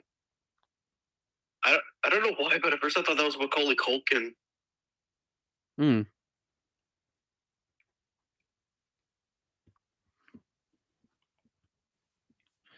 Yeah. Oh yeah, guys. Jon Snow, the main reason why I now have lots of hate for Microsoft. Yeah. What? Because what did they do? because guys, they banned Blaze's brother. Huh? Back in 2019. For no reason. Yeah, they banned him until 9999, didn't they, Blaze? Yeah. Hmm. But he wasn't modding. He wasn't even modding or hacking or anything. Hmm. So Blaze, what exactly did he do for Microsoft to ban them? Weren't you just playing a game normally, Blaze? Yeah, he was playing normally. That's just ridiculous. Really ridiculous. And then the guy messages in saying that he this. I just do quotation on. Okay, someone sent him this on Xbox. Yeah. Oh God. And then my brother replied with this. Yeah, and your brother was the one who got banned? Yeah. That's ridiculous. Screw Microsoft for that. Yep. And they didn't think about blocking the guy who said, "You effing suck a cod." They should have banned the one who attacked your brother. Yeah, they should have. Oh, that's good, Daniel. You rewatching my review. Well, I'm hoping you're enjoying it, man. Yeah. Hope you have a safe ride home, yeah? Well, in that case, I don't regret moving my Xbox out of my room. It's in my brother's room right now because that's my gaming room because currently my brother went back to work. Nowadays, guys, on Xbox, guys, I'll only play the exclusives on it, and also the games have exclusive features on it, like achievements, which drive PlayStation trophies. Yeah, because to be honest, I'm thinking about getting a PS3 again. Good idea, was it? I'm gonna get one too when I've moved house. Oh yeah, we could play GTA 4. Oh, hi, Daniel. Yeah, very nice. You done around the Barbenheimer. Because to be honest, when I look back when I was growing up with my 360 and my PS3, I kind of prefer playing my PS3 more than my 360. Yeah, I can imagine it was a lot more fun. Yeah, the only reason behind that is because, guess what? All my friends at the time were Xbox users. Because that was sadly when that stupid console war was happening. I personally hate console wars nowadays. Yeah, that makes sense. I don't like them, to be honest. Because let's face it, these video game consoles are good in their own ways. Yeah, they are.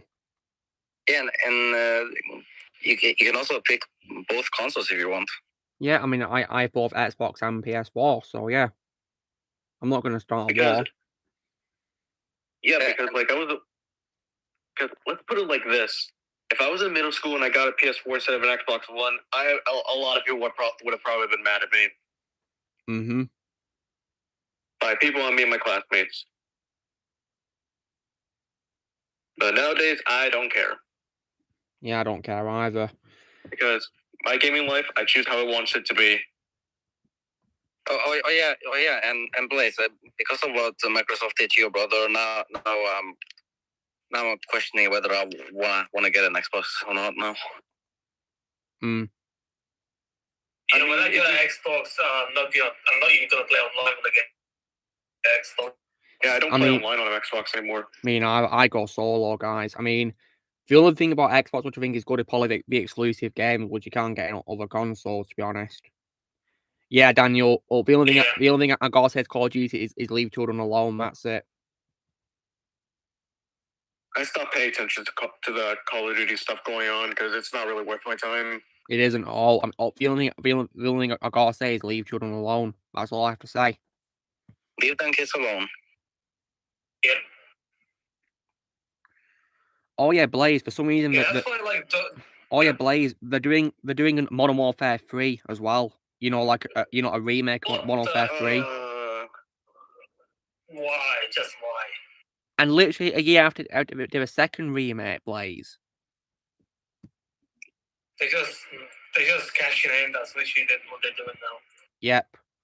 And for some reason, they're doing it still on next-gen consoles. I mean, now I'm not really sure if I want a Black Ops 2 remastered anymore or Black Ops 1. Well, guys, I'm never buying any Call of Duty games now. Probably for the best, Shadow. I'm never playing Call of Duty ever again. in my opinion, Call of Duty was at its best in its old games. As I said many times, guys, the last good one in my opinion was Black Ops 2. And yeah, that's literally the only Call of Duty game I play a lot nowadays. But you know, guys, if I were to go back to Call of Duty, that would be if they say that if they apologize to Nick Merckx for what they did, and also and also to Dr. Disrespect too. Yeah, of course. We need to apologize to them for their behavior. Unacceptable. Yeah, I'm glad that he deleted the game on stream. Yeah, and also I don't want to apology to be on Twitter. It has to be open. It has to be literally anywhere else. Mm-hmm. And plus, also, if I were to I know I don't like Black Ops 3, but if I were to play that again, I would only just do it just for zombies, because in my opinion, that was the only good thing. That's one of the few good things about that game. But Black Ops 4, no. You saw Medicine 7, Connor, nice one.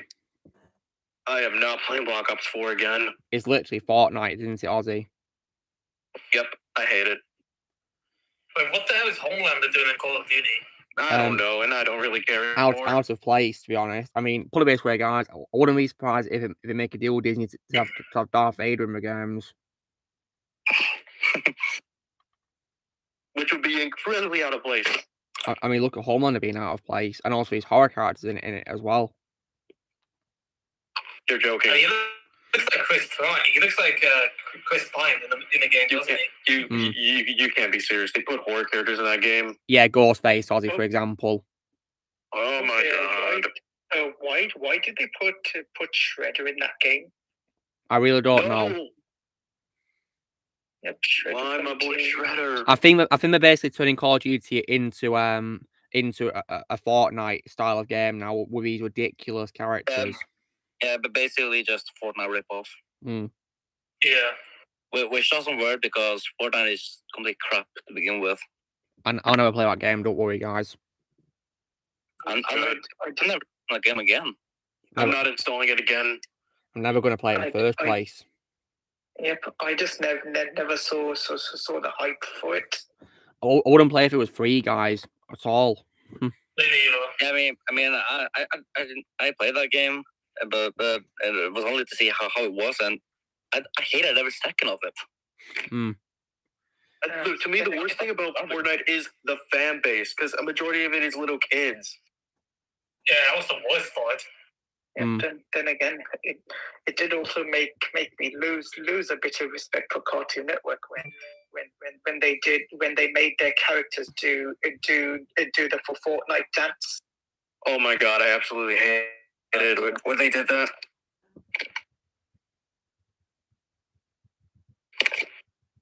Yeah, basically, it's a very cringy video of their characters doing Fortnite dances. I don't know why, but. And also, by making the characters do that, you basically ruin the characters. And when it comes to Call of Duty, guys, I think it's really dumb how they're making a sequel to a reboot Modern Warfare 2 quickly when they should just do a remaster of the original Modern Warfare 3 in 2011, the game that I love. I mean, people didn't like. Yeah, they remastered the first two, Modern Warfare games. So why not do it to a third one? It deserves a remaster too. Besides, people didn't even like the Modern Warfare 2 remake. Yeah. I mean, because my brother hates it. Well, I can't blame my brother, Ozzy. I'm not surprised. And I also, as well, I'm heartbroken because Modern Warfare from 2009 is my favourite Call of Duty game of all time. So I'm heartbroken. Well, if they're going to keep remaking the games, then I better expect a Black Ops 2 remake then. Oh, God. Don't give them ideas. I know it's going to happen, so that's why I'm keeping expectations low. Yeah. And what and Ozzy, you know what I meant. And Ozzy, you mentioned zombies on Black Ops 3. Josiah Rise just tweeted saying he once did an all-nighter on playing that game all night once on zombie mode. Holy crap. What a coincidence. He wants to play that game all night, guys, with his friends. Holy shit. Crap. He's just replied to me now, guys, saying, heck yeah. That's really cool, that. So, yeah. Anyway, guys, so it is 3 hours into a stream. So, yeah, that was really fun, wasn't it? So yeah, thank you guys for tuning in. And, yeah, hope you all had a great time watching. And I'll see you all next week, yeah? So, you know the drill, guys. Be sure to give this video a like.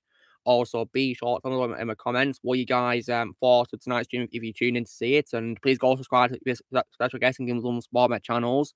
Also, be sure to join Team Prime by pressing subscribe videos coming in the future. If you'd like to be a member, you can press on using a piece of or subscription, and we will see you all later. Right, see you guys. Take care. Bye-bye. Stream.